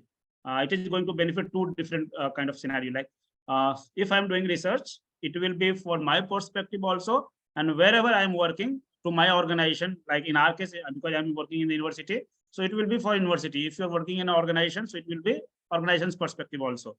Like someone which is going to have resource cost for recognitions. Whenever you are going to publish a paper, obviously it will be flashes on the journal's website. Is coming to the different social scientific social platform. So you are going to get a recognitions. Like just now, ma'am was talking about the citations. Citation means someone is going to recognize your research and they are working using your research as a reference. So it's one kind of recognition, you can call it. Then it is also part of learning teaching process. Somewhere in postgraduate or PhD, there are certain norms, certain curriculum requirement is there that you need to publish 2 paper or 1 paper. Then only you are going to get your degree. Sometimes we are also going to do research for grant selection, grant applications, or sometimes for degree achievement. This is in terms of individual. Here, university does not come. Whatever you are doing research, certainly it is going to help your organization also for better establishment of center of excellences, as well as in the recognition of different rankings parameters. Nowadays, you might have heard about we are having different ranking, not in India, in foreign also. Like we in India also we are having the NIRF rankings, Atal rankings, different other type of ranking we are having. SIMAGO ranking we are having, Times Higher ranking we are having, Woody ranking we are having, different types of ranking we are having. QS ranking we are having. So these are the different scenario when people do research, when people are going to intend to do research, like to get a different kind of degree or provide solution of a complex problem. Just now you might have faced that in the last 2-3 years on COVID, number of research paper has been published because most people have started working in that particular area because it was a complex problem, complicated issue. Sometimes we are trying to investigate some nature of law because nature is a very as easy as it is a complex. So still we are not knowing everything in the nature. So sometimes we are doing research to investigate the law of nature, like law of gravity. That was one of the result of the research only. To make new discoveries, to develop new products. Sometimes we are also doing research to save cost. Like we are having a process, we are having a kit, which is a costlier kit, or we are having a process, which is the lengthier process, time consuming process or a costlier process. So we are having a different way of performing the same experiment, same result, which is cheaper one, time saving and less costlier. Sometimes we do research to improve our life also and to face. Whenever you are doing research, every research, as Luis sir was talking about, every research needs to be documented. If you are whatever you are performing, whatever data you are generating, if that data is not going to available for a scientific community, it data is of no use. It's wasted. It's dumb. So every research need a good or proper documentations. It should get published. We are also writing research paper for conference attendance because conference normally help us to collaborate. So for collaborations, we are writing research papers to submit it to different conferences, to share research result with the other researchers, to get view of important your research, to obtain some kind of degree or to get promotion or recognition. Like I'm a faculty, for my promotion or for my recognition, I need certain kind of research. I need to publish few papers.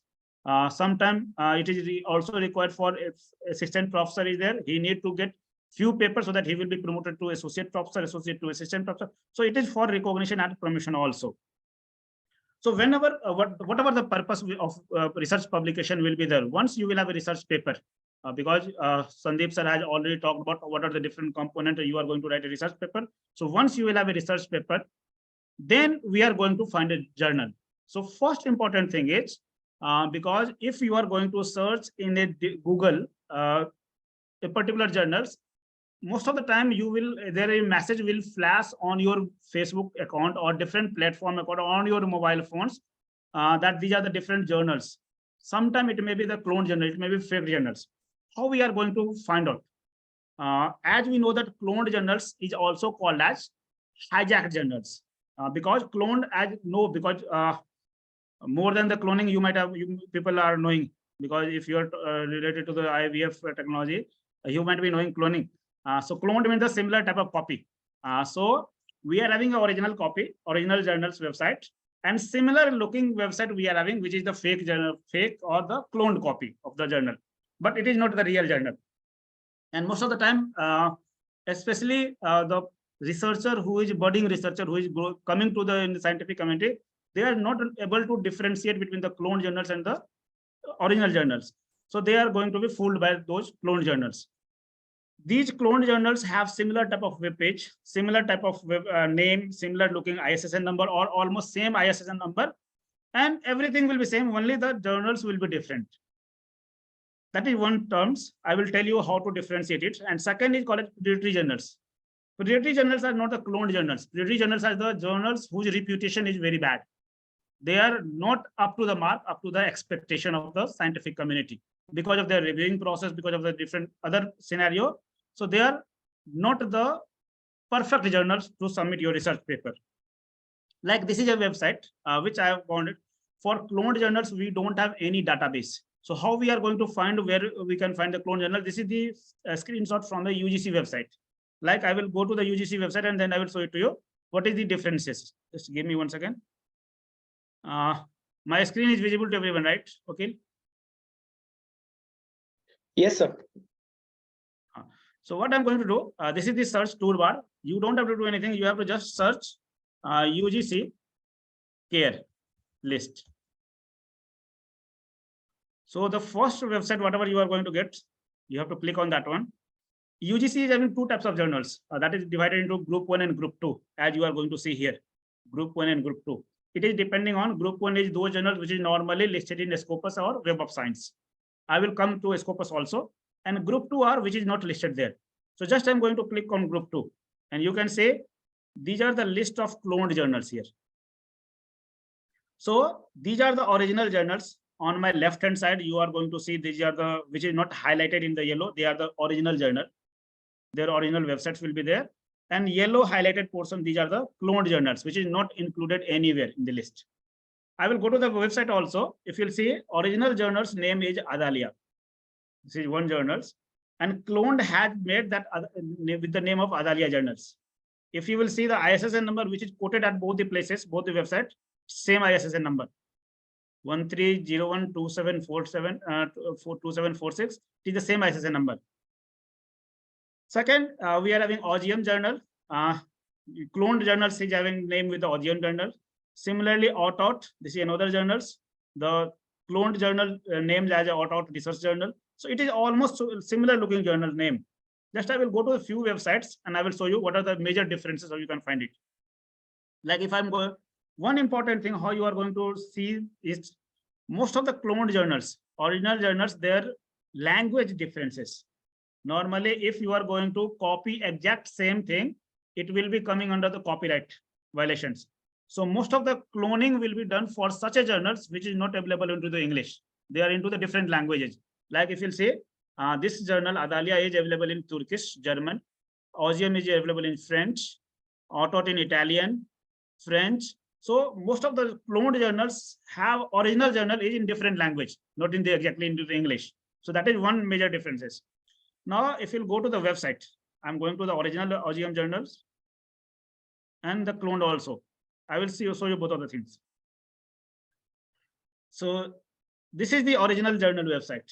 If you can see, this is the different language. I have, if I want to read it, I have to convert into English. So then only I can read it. So now it is in English. So you can read it. If I will go to the cloned journal, this is the cloned journal website. It's nowhere, it's looking like a journal website.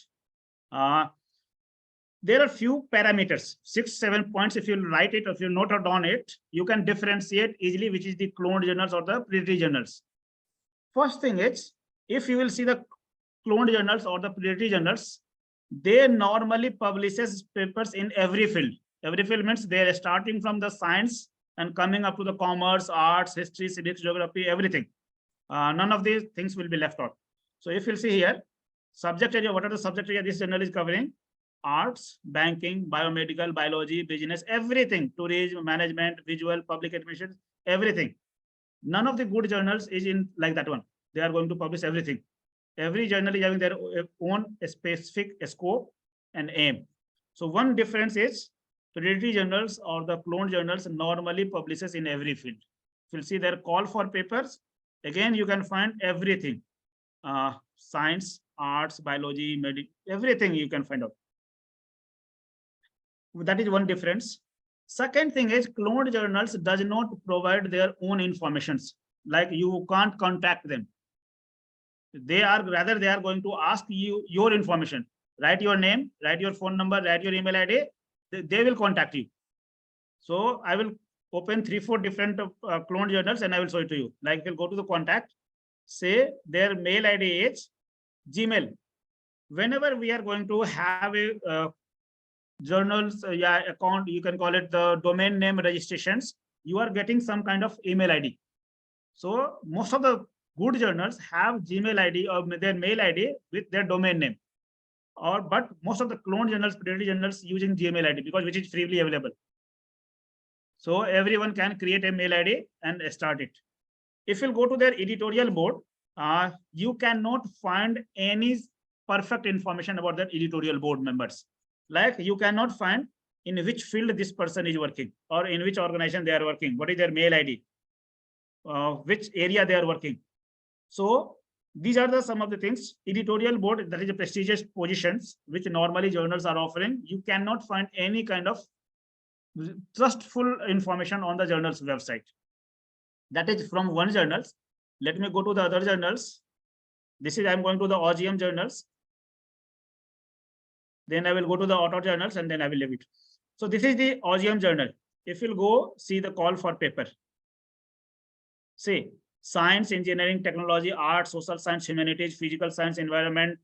Then if you go down, biomedical in sciences, agriculture, veterinary sciences, management, everything is there. Means none of the field they have left out.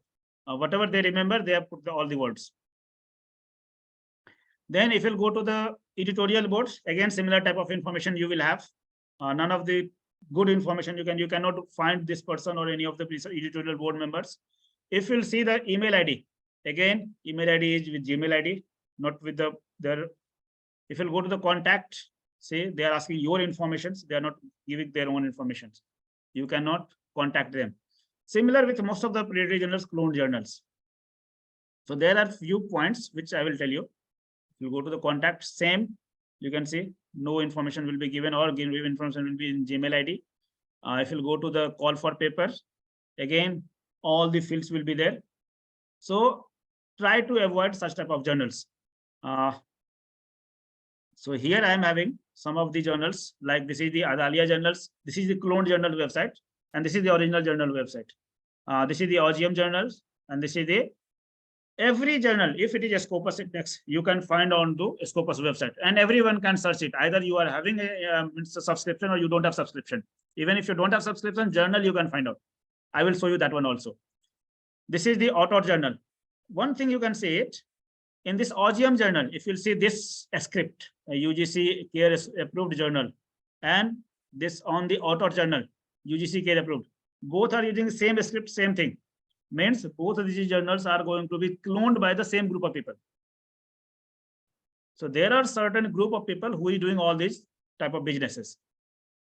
This is design engineering. You will have, this is the design engineering cloned journals, and you will have design engineering original journal. So this is how we are going to be fooled. So you can go to the UGC website and you can find out the original journal. There are then how to identify predatory journals. I have told you there are few points I will give it to you. If possible, people, you can write it down or you can take a screenshot. Every journals, whenever you are going to start a journals, there are certain norms. Every journal should have to be associated with certain association. So here I'm going to talk about 3 different associations. Like we are having Directory of Open Access Journals, DOAJ, Committee for Publication Ethics, COPE, and Open Access Scholarly Publisher Association, OSPA. All the open access journals need to be associated with this association and this association. And every journal, either it is open access or the subscribed journals, it will be associated with the COPE. Let me tell you what is the cloned subscribed journal, which is APCS. Journals, whenever we are going to publish, we are selecting journals. There are 2 categories of journals. First journal, where when you are going to publish as an author, you have to pay for your publication. Your paper will be freely available for everyone. That is called as open access charges or article publication charge or article processing charge. So that is called as author has to pay. That is APC based journals. There are a number of journals where as an author, I don't have to pay anything. A reader, when he want to read it, he has to pay it. So it is called as subscribed journal, a subscription based journal. So any journal which is the open access journal or APC associated journals, they have to be member of DOAJ and OSPA. So if you are going to find a journals, you are having a journal name, go to these website, see your journal is listed there or not. If your journal is not listed there, it means it is a predatory journal, it is a cloned journals, but it is not a good journal. Every journal has to be associated with COPE committee, COPE membership. Then publication fee. Whenever we are going to publish a journals, publish articles, none of the journal is going to ask you money before your article will be accepted after reviewing and it will come online. If certain journal is going to ask you money before, as you are going to submit your article, just pay your fee and your article will be published. So it is a fake journal, it is a predatory journal, it is a clone journal. So none of the good journal will ask you money till your article will be reviewed and it will be accepted. So on the basis of publication fee also, you can segregate which is a good journal, which is a bad journal. Contact information. Just now I have shown you some of the information. If the detailed information of editorial board member, editors, their email ID will not be available on the website, it is a predatory journals, because they don't want you to contact them. You cannot trace them. You cannot track them. So on the basis of contact information, on the basis of editorial board members and their details information available on the website. Just now I have shown you. I will show you some of the good journal also, where almost all the information will be available. From which information institute they are, what is the area of research, what is their biography, what is their email ID, what is their photograph, everything will be available. So you can see the editorial board of a good journals, editorial board of a predatory journals. Then peer reviewing process. I will show you examples, some of the examples where journals will tell you that submit your articles in 12 hours, 24 hours, within 2 days, your paper will be accepted and it will be published. So peer reviewing process is such a poor, bad. None of the reviewer. What is the process? Just now Sandeep sir was showing you one of the chart where article submission and their processing was given. Once you are going to submit your articles, it will be sent to the reviewer. First, it will be evaluated by the technical committee of the editorial member, editorial board. Then it will be sent to the reviewers. Reviewer will be invited. Once the reviewer will accept it, then article will be sent to them. They will take time. They will read it. They will give the comments. Comments will come to the editorial office. Editorial office will compile all the results, all the comments, and then send back to you. This is the normal process. And roughly it takes, even if it will be done very fast, it takes minimum 1 week to 10 days time. If it will be very fast, then also. If some journals is going to, they are going to tell you that it will be published in few days, 2 days or 1 day, it is a poor reviewing process. If they are in the Scopus now, probably by next cycle, it will be out of the Scopus. I will show you some of the example there also. Overnight publication or multidisciplinary, just some example I have shown you. They are publishing in every field.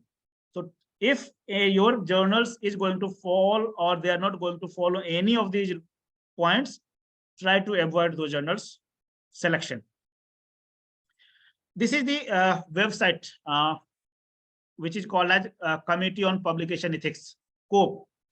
Every journals have, whenever you are going to do research, there are a number of ethics is going to be associated with your work or publication, like animal ethical committee, human ethical processes, means number of other ethics, authors ethics, editorial ethics, reviewer ethics. So if you'll go to, this is the website. If you'll go to this website, you can find all the ethics listed there.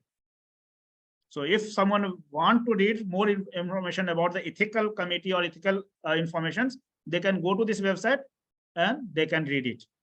Second website I will tell you, I have told you DOAJ. Every journal need to be a member of this association.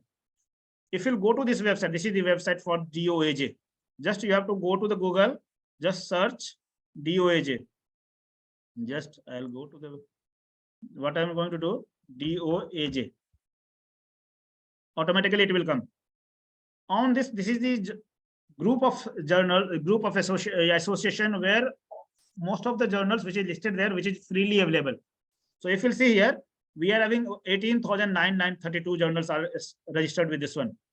Out of this one, 13,000 journals are there, which is without APC. You don't have to pay any charges for your publication. You can click on this one. You can select journals according to the language you want. You can publish in English. You can want, if someone is from the foreign, they can publish in their own language. So you can select journals on the basis of different criteria. You can select journals on the basis of your area of research. Like someone is from the medical field, they can select the medicines. In medical, there will be some subgroups. So from here directly, you can click on this one directly, you will go to the website. So this is one common platform by which you can select the journals.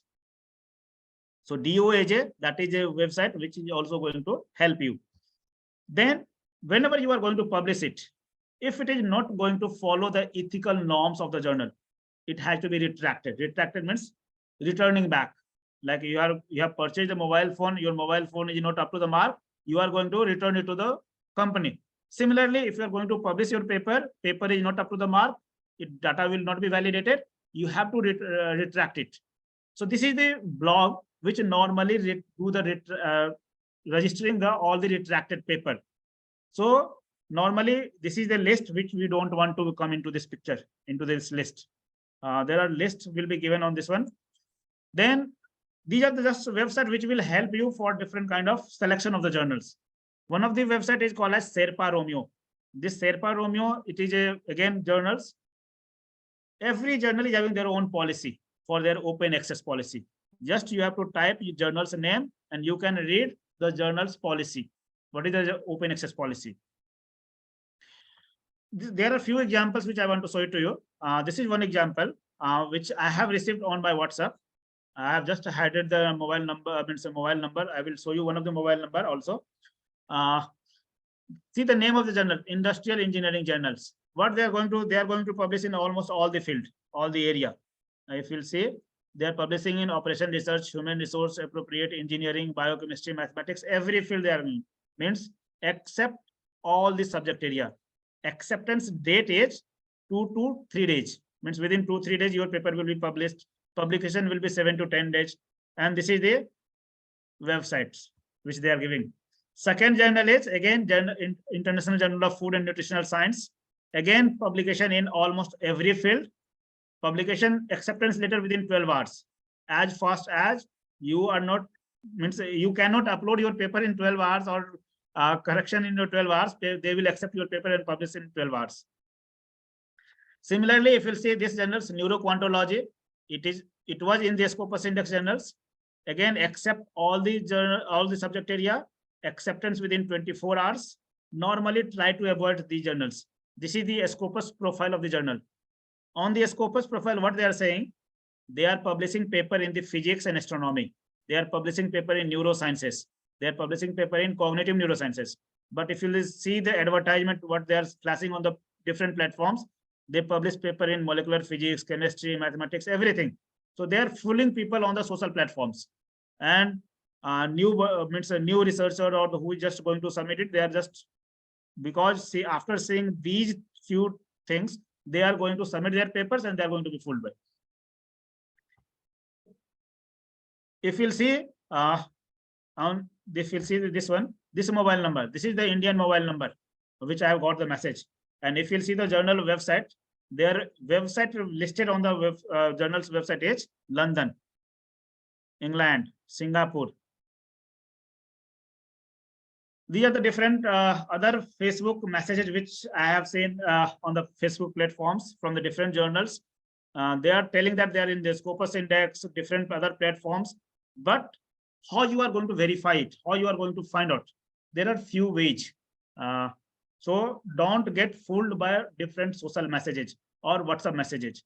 That is one thing everyone should note it. SJR. You have to just type SJR. So you will get the first thing, that is the SciMago journal and the country research. Click on that one. Search any journal. Even if you're not knowing the journal name, you are going to type about fertility, because I'm talking about in vitro fertilizations. Just I have to talk about fertility. All the journals where fertility will be the keyword or in their title, you will see all the journals list here. So these are the different journals which is related to the fertility as their title or in their keywords. So you can click on any journal, like I'm going to click on these journals. You can say this H index is 6, not very good, but you can find this journal is in the Scopus or not in the Scopus. See, this journal's SGR value has not been updated after 2006, means it is not in the Scopus. Initially, it might be in the Scopus, but now it is not in the Scopus. So this is one way through SGR value. Otherwise, you can go to the home page. You can see the journal ranking. Here we are having a list of 27,339 different journals. You can directly download the data from here, or you can select depending on the particular keywords, either all type or the year wise. It's different way you can select this one. Exactly, this is not the Scopus website. Remember this one. This is one way by which you can sort out some of the journals. Second website which I'm going to tell you, that is Scopus. So just you have to type the scopus.com. Go to this Scopus website. everyone, I'm just going to log off, then I will later on log in. So you can see two different term here. Just let me log off. Okay. So you can see two different terms. If you don't have registered here, you have seen two different fields. One is author search here. In your case, it will be author search, and second one will be sources. You have to click on sources. Again, same thing. We are going to do it. We are going to type here fertility. This is auto-populated website. So it is automatically going to select all the journals which is having this term. So this will be, if you want any of these journals which is listed there, it's perfectly fine. Otherwise, if you want to see all the journals which is listed with the fertility word, so just find the sources. You can see all the listed here, 20 different regions they have find it. Any journal which is having this type of information, their site score will be there, and all these parameters will be. These are the we call as different matrices, Scopus matrices. So if matrices is available for particular journals, it is perfectly fine. Like for these journals, you can see there are not applicable or an A is there. It means these journals might be somewhere. Sometimes it was in the Scopus indexing, it indexed, but currently it is not a Scopus index. It has been removed or it has been discontinued. Like I'm going to click on this one. See here, it has been coverage has been discontinued. So it is not currently not in the Scopus index. If I'll click on this one, you can see it is a Scopus index, because here that particular bracket term is not there. A Scopus index has been discontinued. So wherever this term has been written, coverage discontinued in the Scopus, it means you should avoid those journals. It is not going to help you anywhere. Lastly, how we are going to do another things on the same Scopus web page. If you are going to see here, content coverage is there. If you go to the bottom, on the bottom we are having a content coverage. You can click on this one. Every 6 months or every 4 months, you can call it, a Scopus is going to include some of the journals. New journals will be included in the Scopus, and some journals which is not performing up to the mark has been removed from the Scopus. So if you go there bottom, you can see go bottom. Here you can see the download the source title list, including discontinued list. Just click on that one. It will give you Excel sheet, and that Excel sheet contains all the journals which is list. Either it was listed in the Scopus, currently it is not there, or it has been newly indexed. So every list will means all the information will be there. I will open this also. Just come to this one. So these are the some of the predatory journals and other poor journals which is not performing up to the marks. Like say, if you are going to publish in this journal, this is a solid assay technology, which is a Scopus index journal. It was currently discontinued, but it was a Scopus index. If you will see the journal's performance, see, they are going to a Scopus index in a year, only 2 articles will be a Scopus index. So say if they are going to, journal is going to publish 300 papers, and only 2 articles will be a Scopus indexed. Your lottery, when you will get your lottery, you don't know. So it's very difficult to, your article will be a Scopus indexed. So normally you can see journals performance on the Scopus website also. You have to go to the Scopus profile for a particular journals. Like I'm going to click on any journal. This is the journal informations. Here you can see from which time it is there. On the basis of this SGR value, we are going to decide this is a good journal or bad journals. Normally it should be 0.3 above. It is called as a good journal. Go bottom. Here you can see Scopus content coverage. Say this journal is going to publish as many as paper. If you can find out on the journal's website, but 50 journals articles will be a Scopus indexed. So these journals, because their consistency is there, every year from 2016 up to here, 40 to 60 articles will be a Scopus indexed. I will show you one of the journals. Pharmaceutical negative result.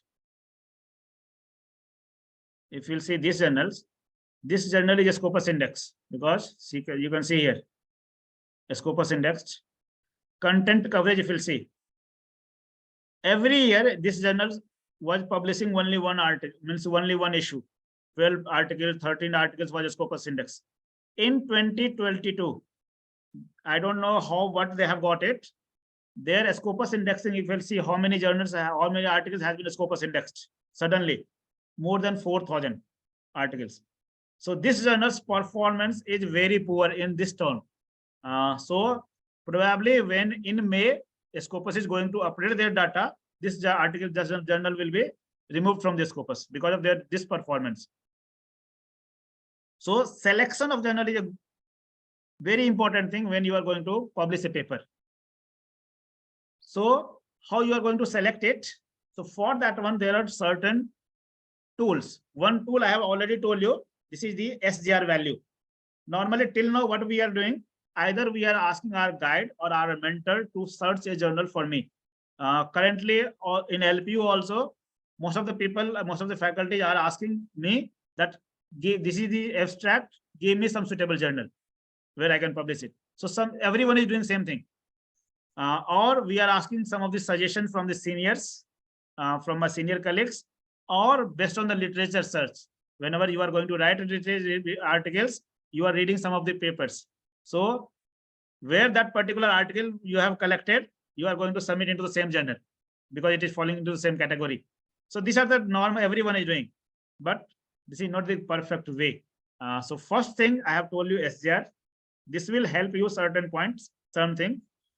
Second thing is, after this one, these are the journals you people can take the screenshot or they can write it or they can search it. I will tell you how to search it. These are called journal suggested. Every good publisher have their own journal suggested. Like Elsevier having their own journal suggested. Springer their own journal suggested. So if you are going to click on this website, you will get a search tool where you are going to search on the basis of your abstract or the title. Abstract is compulsory. This will suggest you some of the good journals. You can sort out those journals depending on the quality, time, money. So on different criteria, you can sort out. So all the Elsevier publishers means all the journals which is published by Elsevier will be, you can get information here. All the journals published by Springer, you can find out here. So these are the different journal suggesters from different publishers. I will go to the one of the suggester and I will show you how it works. Then MDPI, IndNote. IndNote is a reference manager tool. Depending on which type of reference you have used in your manuscript, IndNote also can suggest you some of the journals. Last one, if you see this journal guide, that was depending on the up to here, it was depending on the publishers. But last one is not from any publisher, it is the common. When you are going to search in the journalguide.com, it is going to give you a list of journals from all the publishers.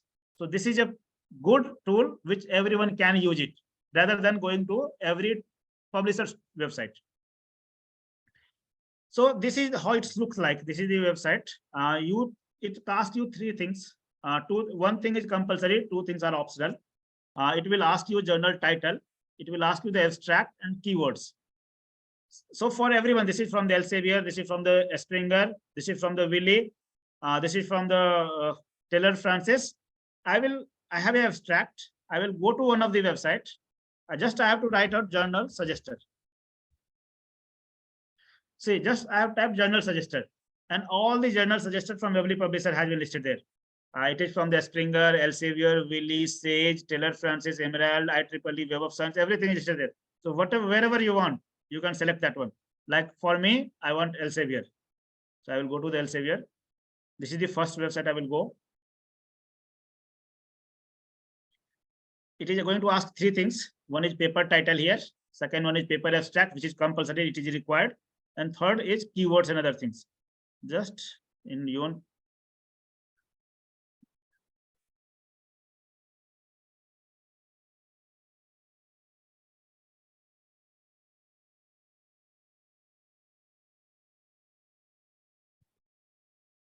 so just two things I have pasted, title and the abstract, and finally. This is going to search journals according to the keywords or the words have been used in my abstract. So here you can, it is currently on the best matches. you can go on the journal's name, you can sort out on the basis of impact factor, on the basis of how much time it is going to take it. So different way you can select the journals. So like this journals, chemical biological interactions. This is the matching score because my abstract is not matching too much with this Elsevier. So what I can do, I can go to the other suggested, other websites, like I can go to the Springer, I can go to the Willy, where it is best matching. So if this journals, if you'll see the acceptance rate, only 18% public acceptance rate is there, it is very less. So normally in the first time when we are writing, we should go 30 plus acceptance rate. So the highest chances will be there. And if some journals is taking too much of time, try to avoid that one because then you have to wait that much time. Here you are going to see two things on this one. Q open A, OA means, if I'll zoom it a little bit, it is called as OA, means open access. You have to pay.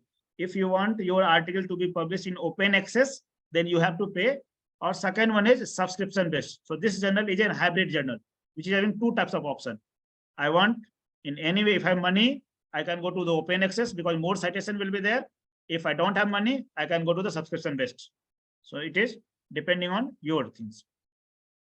Similarly, second journal is biomedicine and pharmacology. I can go to this journal also. So directly from here, you can click on this one. If you go to this one, you can see the informations. You can directly go to the websites, read more about these journals. You can directly submit if your paper is ready. So these are the different tools like third journals. So depending on, like if similarly, you can go to the Springer journal suggested.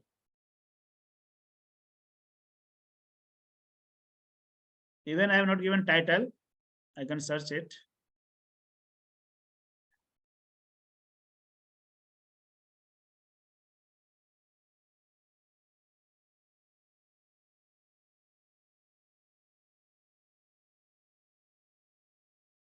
Okay. Number of journals they are going to list you. So you can select on the basis of impact factor. Again, it is OA or subscription based. So this journal is open access. So if you don't have any second choice, if you have money, then only you can go to this one because this will not publish your paper in subscription based journal. So you have to pay it, APC charges. So where S is there or both are there, hybrid mode is only there, you should go. So these are the different tools how we are going to select journals depending on your articles. If you are first time writer, if you are going to write your journals, I'm going to give you two different websites which will help you to start writing a review article. One is called as researchrabbit.ai. This is artificial intelligence based website. And so I will go to this website. On this website, first you need to sign up. You have to register it. Second website is called as openknowledgemap.org. This is open. Here you don't have to register, compulsorily register. If you want, you can register it. It's not compulsory. So I can go to both the website and real magic, if you'll say, if you'll go to the website.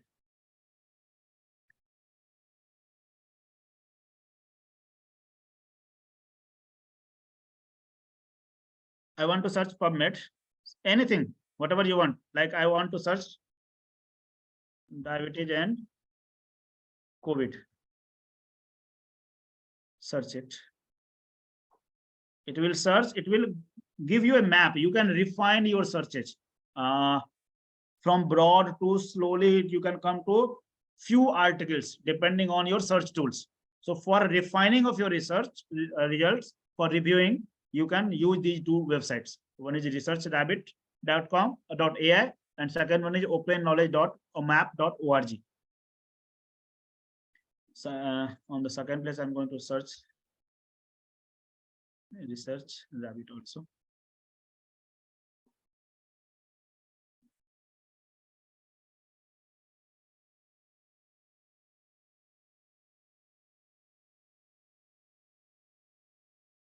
Okay, I have searched some few things.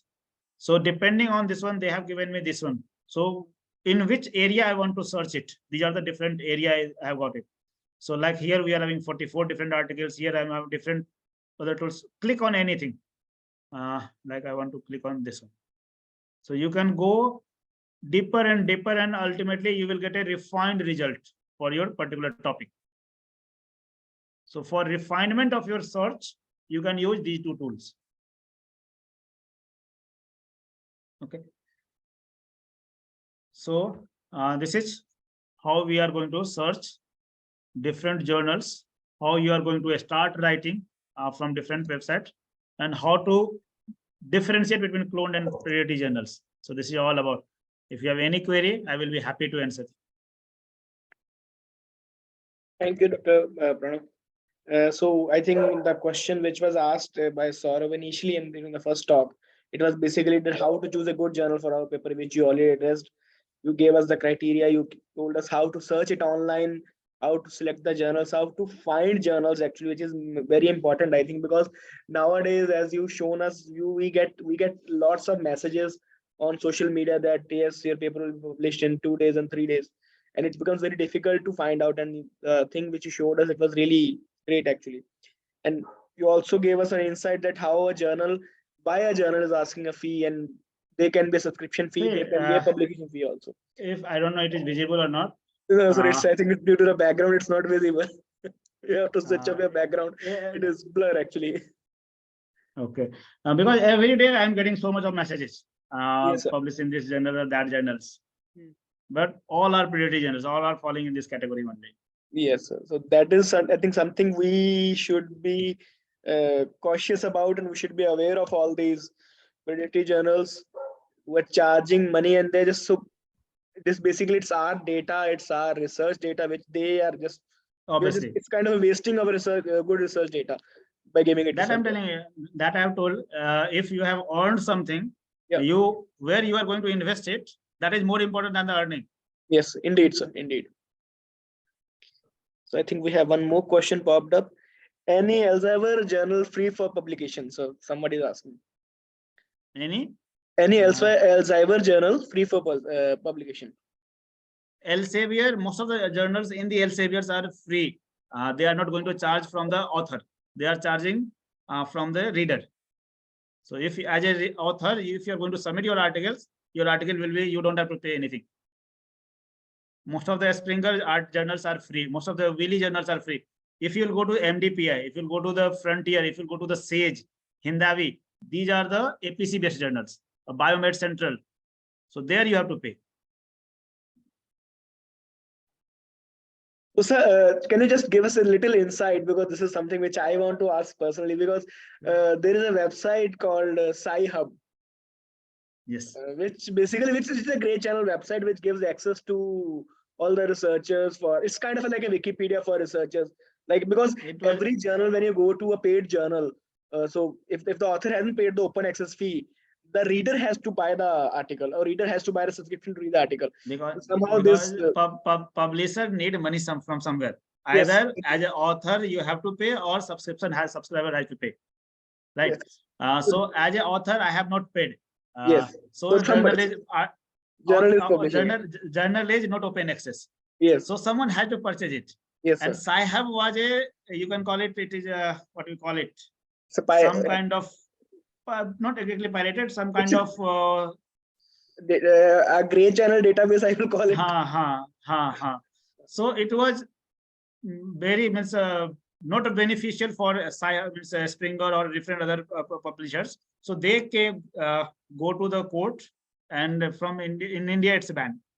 Yes, sir. So, but from as a researcher, I want to ask you and Sandeep sir both.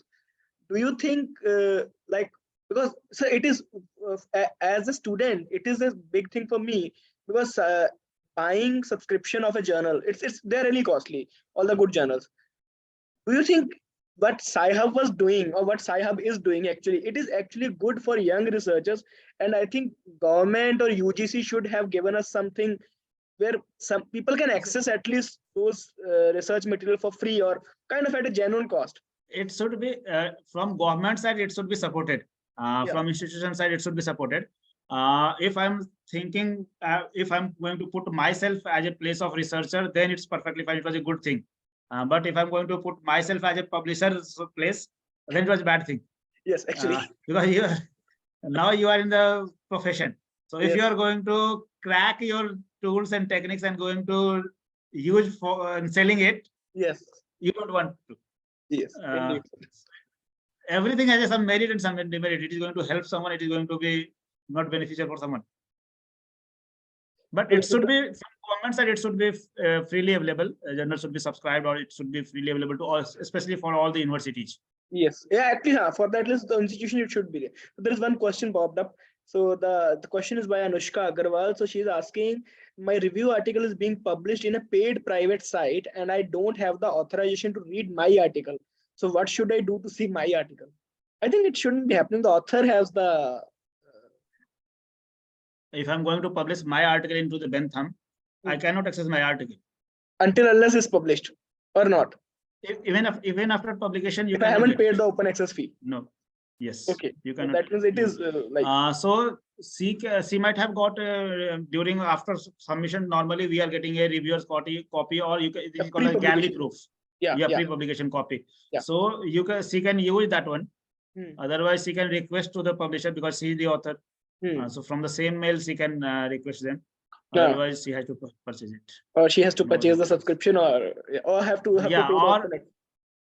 Or she can, there are a number of groups on the Facebook where you can write these are the articles I want if someone is having access.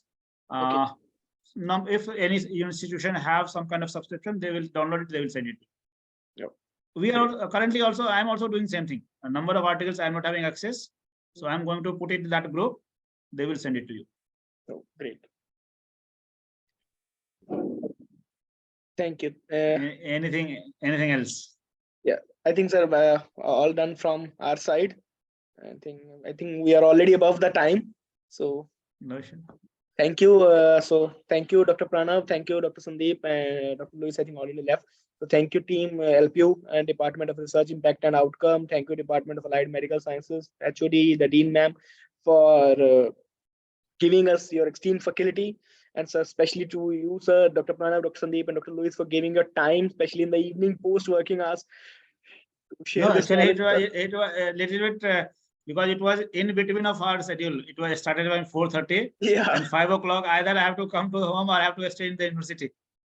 Yes, sir. So actually, the timing was actually placed according to the embryologists who were working. So by the time the people... That's why, because for me, it was good because I had to start at 6 o'clock. So I came at 5:30. For those who were in between, they have to stay there. So I think from next time, we'll keep this thing in mind, sir. No, And sir, thank you so much for sharing your knowledge. Thank you so much for guiding us through the process, because there was so many... And because it is I on, because it is online now, so you can plan on Sunday also. Yes, sir, definitely. From next time, we'll do it. No problem. Yeah. So Aditi, you can just say the closing remarks and we can close. So Vakil has already done this for me, but on behalf of CooperSurgical, I would like to thank all the speakers, Dr. Pranav, Dr. Sandeep, and Dr. Louis. It was really an insightful session, and I'm sure that all the attendees have a good take-home message and have got all the information that was necessary to them. So we look forward to having more such sessions in future, with all the feedbacks and everything taking into consideration. So once again, I would like to thank everybody present here. Thank you very much. And certainly, Vakil, we would like to see the feedback. Yes, sir. So I was about to say that. So I have shared the link of feedback form in the chat. So please, we request all the attendees to fill out the feedback form. The recording of this session will be available on CooperSurgical Facebook page. I have already shared the link, and soon it will be available on LPU's YouTube channel as well. And I think the take-home message for today is as given by all the faculty. So if it's not documented, it is mere gossip. So thank you, Dr. Pranav. Thank you, Dr. Sandeep. Thank you. Documented also at a good place. Good place. Yeah, indeed, actually. Yes. Indeed. So, Not like Aditi, where she has published and she is not able to get it. yes. Yes, actually. So should we publish there? We should get it. Yes. Yeah.